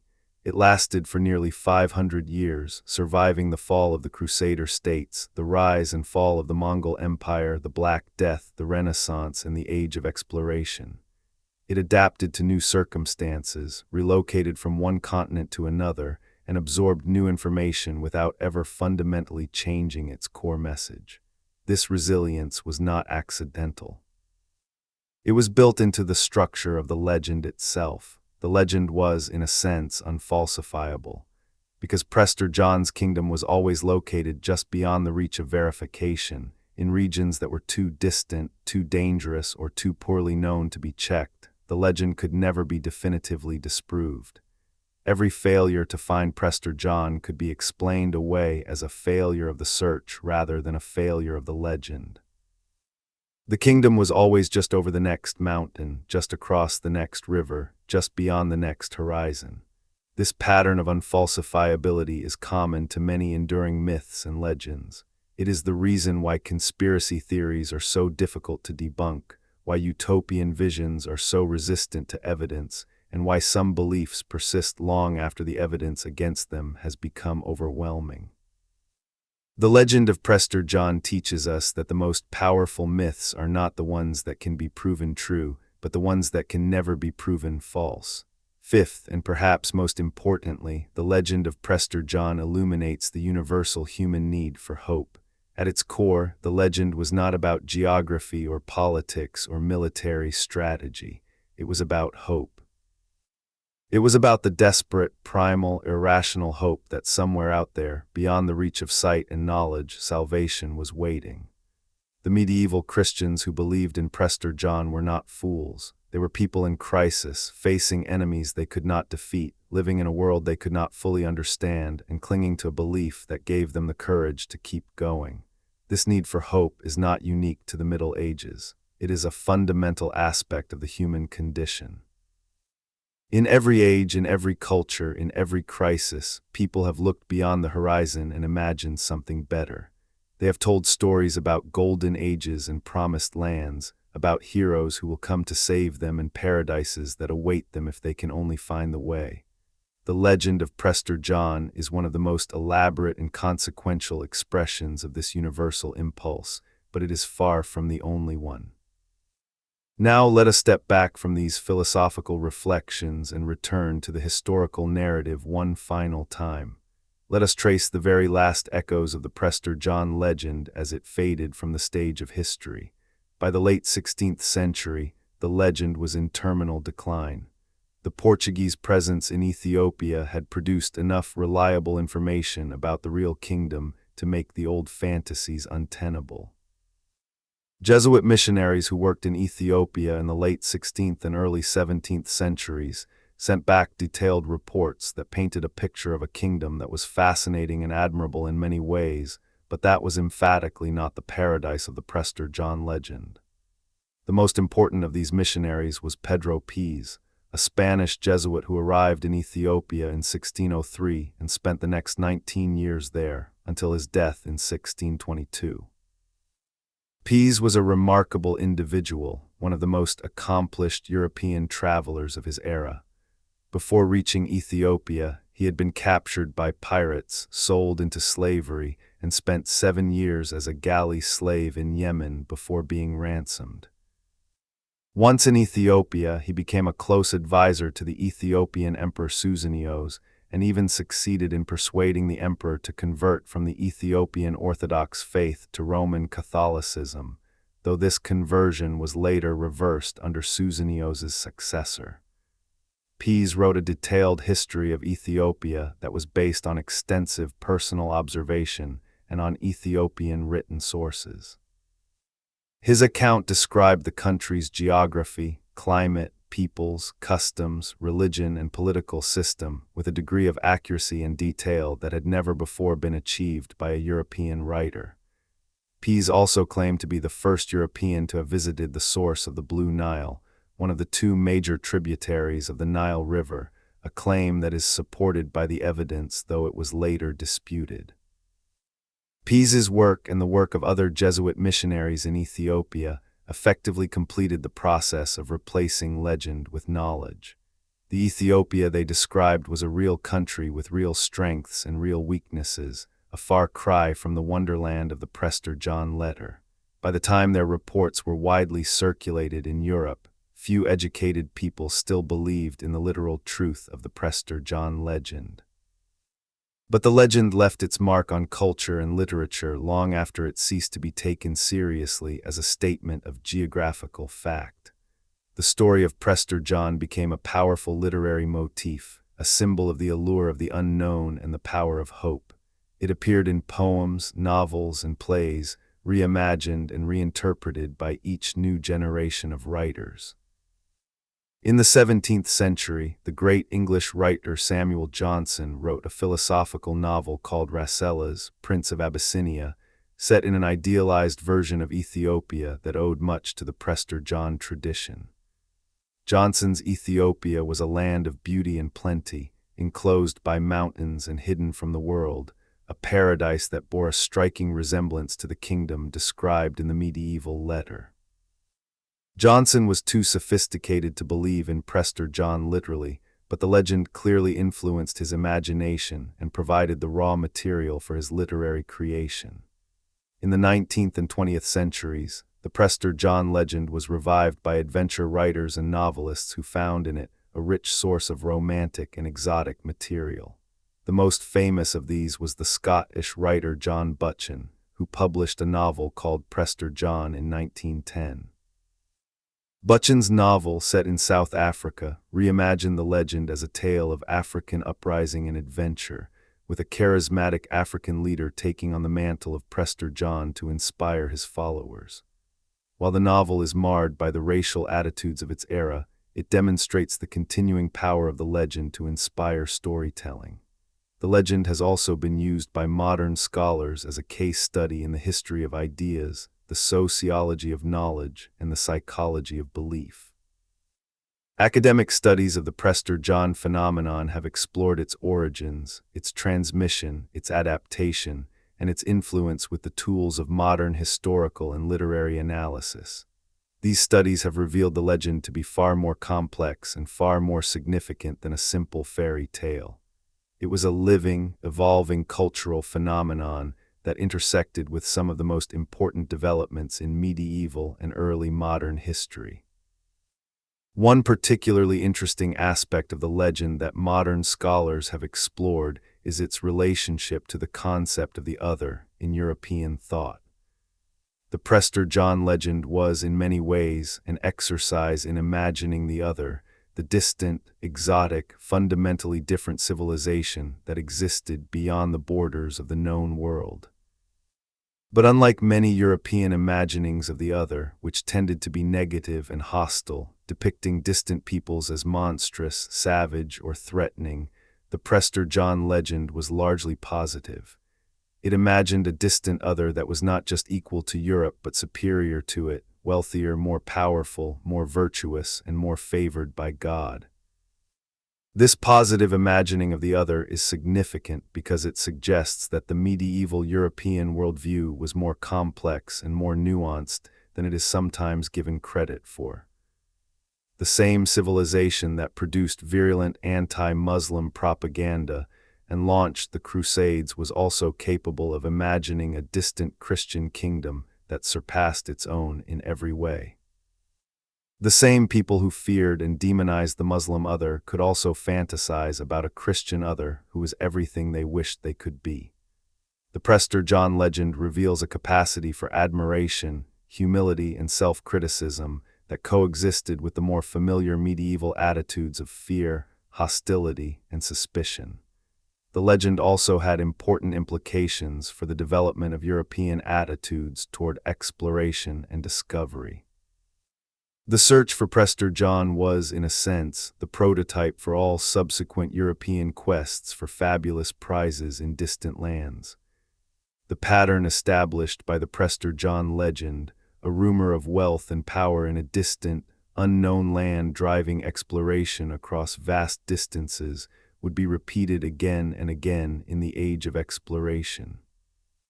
The search for El Dorado in south and central regions, the quest for the 7 cities of Cibola, the hunt for the Northwest Passage, all of these were in a sense descendants of the search for Prester John. They all shared the same basic structure, a legend of fabulous wealth or strategic advantage in an unknown land driving exploration that ultimately found something very different from what was expected, but that transformed the world in the process. This pattern, the pattern of failed quests leading to unintended discoveries, is one of the great ironies of the age of exploration. The explorers almost never found what they were looking for, but they found other things they had never imagined and could never have predicted. The search for Prester John did not find a priest king, but it contributed to the European exploration of Africa and the Indian Ocean, which transformed global trade and geopolitics forever. The search for a western route to Asia did not find a shortcut to the spice trade, but it led to the European encounter with entire continents that had been unknown to the Old World. The search for El Dorado did not find a city of gold, but it mapped vast stretches of previously unknown territory. The lesson here is paradoxical but profound. Sometimes the best way to make a great discovery is to be looking for something else entirely. Sometimes the most productive quests are the ones that fail. Sometimes the legends that drive us forward are more valuable for the journey they inspire than for the destination they promise. The legend of Prester John did not lead to the discovery of a Christian paradise in the East, but it helped to set in motion a process of exploration and discovery that changed the world beyond recognition. As we bring our narrative to a close, let us return one final time to the question with which we begin. Why does the legend of Prester John matter? Why should we care about a medieval myth that has been dead for centuries? The answer we suggest is that the legend of Prester John matters because it is not just a medieval myth. It is a window into the human condition.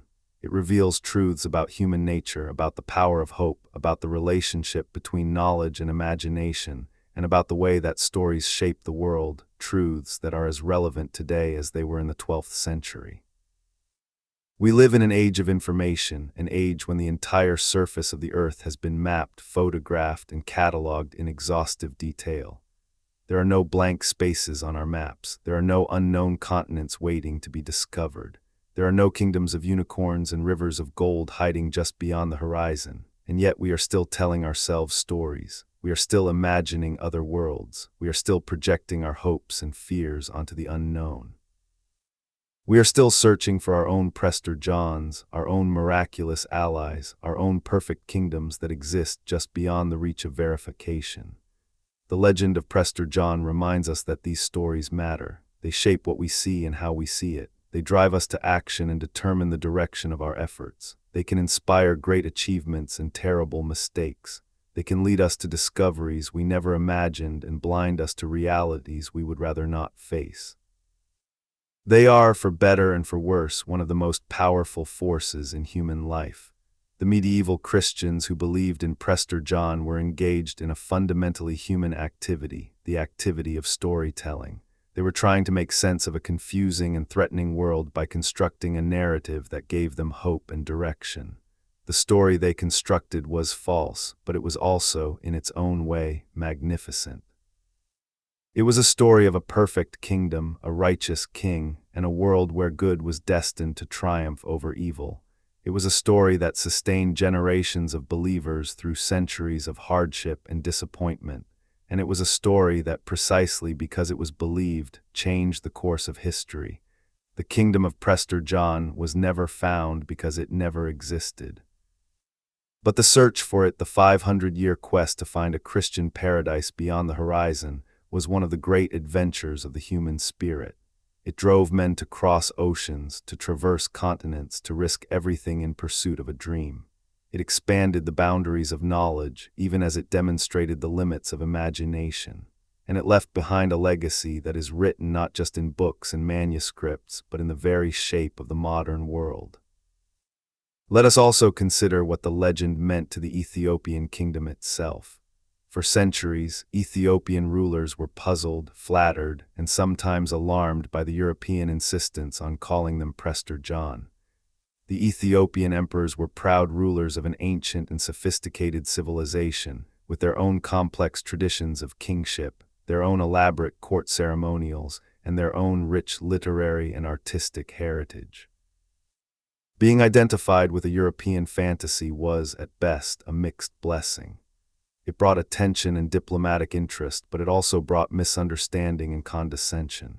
The Ethiopian emperors were not Prester John. They were their own thing entirely. They were the heirs of Aksum, the descendants of Solomon and Sheba, the guardians of the Ark of the Covenant, the defenders of a Christian tradition that was older than most European nations. They did not need to be validated by a European legend. They had their own legends, their own histories, their own sources of pride and identity.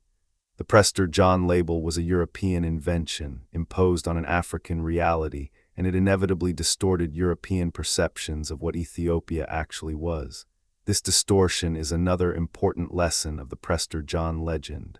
When we approach other cultures through the lens of our own myths and expectations, we inevitably misunderstand them. We see what we expect to see rather than what is actually there. The Portuguese who arrived in Ethiopia looking for Prester John's kingdom were disappointed because they were looking for something that did not exist. If they had arrived without the legend, without the impossible expectations it created, they might have been better able to appreciate the remarkable civilization they actually found. This pattern of mythologized encounter, of approaching the other through the lens of legend and being unable to see the reality beneath the myth, has been repeated countless times throughout history. It is one of the great obstacles to genuine cross-cultural understanding, and it remains a challenge to this day. Let us bring our story to its final close. The legend of Prester John lasted for approximately 5 centuries, from the first reports in the 1140s to the last serious references in the early 17th century. Over that vast span of time, it touched the lives of millions of people, from popes and emperors to humble pilgrims and common sailors. It shaped the policies of kingdoms and the strategies of empires. It inspired some of the greatest journeys of exploration in human history. And it ultimately proved to be nothing more than a beautiful, powerful, and deeply consequential illusion. The bishop who started it all, Hugh of Jabala, could never have imagined what his story would become. Standing before Pope Eugene III in that autumn of 1145, reporting what he had heard from travelers and merchants in the distant East, Hugh was simply trying to drum up support for a military cause that he believed in. He could not have known that his words would be recorded by Otto of Freising, read by scholars across Europe, and elaborated into one of the most enduring legends of the entire medieval period. Hugh could not have known that a forged letter would be produced in the name of his Prester John, a letter that would be copied hundreds of times and translated into dozens of languages. He could not have known that popes would send embassies to find the priest king, that missionaries would cross continents in search of his kingdom, that navigators would round the tip of Africa partly in hopes of reaching his domain. He could not have known that his simple story would still be discussed, analyzed, and marveled at nearly 9 centuries later. But perhaps that is the nature of legends. They begin small as a whisper, a rumor, a traveler's tale told by firelight, and then they grow. They take on a life of their own, drawing energy from the hopes and fears of those who hear them. They become larger than any single teller, larger than any single audience, larger even than the culture that produced them. They become part of the shared heritage of humanity, stories that belong to everyone and to no one, stories that are too powerful to die and too beautiful to be entirely false. The legend of Prester John is such a story. It is a story about a king who never existed, a kingdom that was never found, and a dream that was never realized. But it is also a story about the indomitable human spirit, about the refusal to accept that the world is limited to what we can see and touch, about the persistent, stubborn, glorious belief that somewhere, somehow, there is something better. That belief drove the search for Prester John. It drove the Crusades. It drove the age of exploration. It drives us still. It is the engine of human progress and the source of human folly. It is our greatest strength and our most dangerous weakness, and it is, in the end, the most human thing about us. The legend of Prester John is dead, but the spirit that created it, the spirit of hope, of imagination, of restless reaching toward the unknown, that spirit lives on. It will always live on.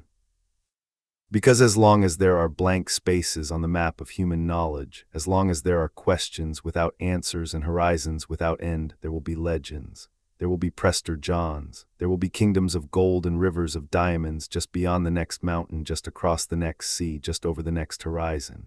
And there will always be those who set out to find them. That is the story of Prester John, a legend born in desperation, nurtured by hope, sustained by ignorance, transformed by imagination, and ultimately defeated not by skepticism or cynicism, but by the simple, relentless advance of knowledge.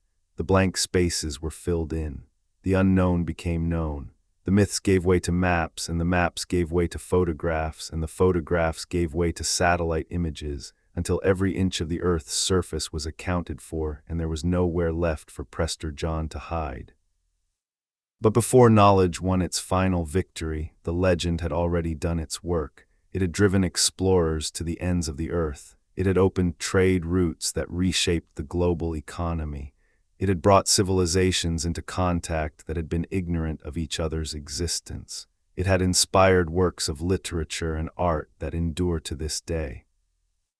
And it had provided to generation after generation of frightened and hopeful human beings the most precious thing of all, a reason to believe that the world was larger, more wondrous, and more full of possibility than the evidence of their daily lives suggested.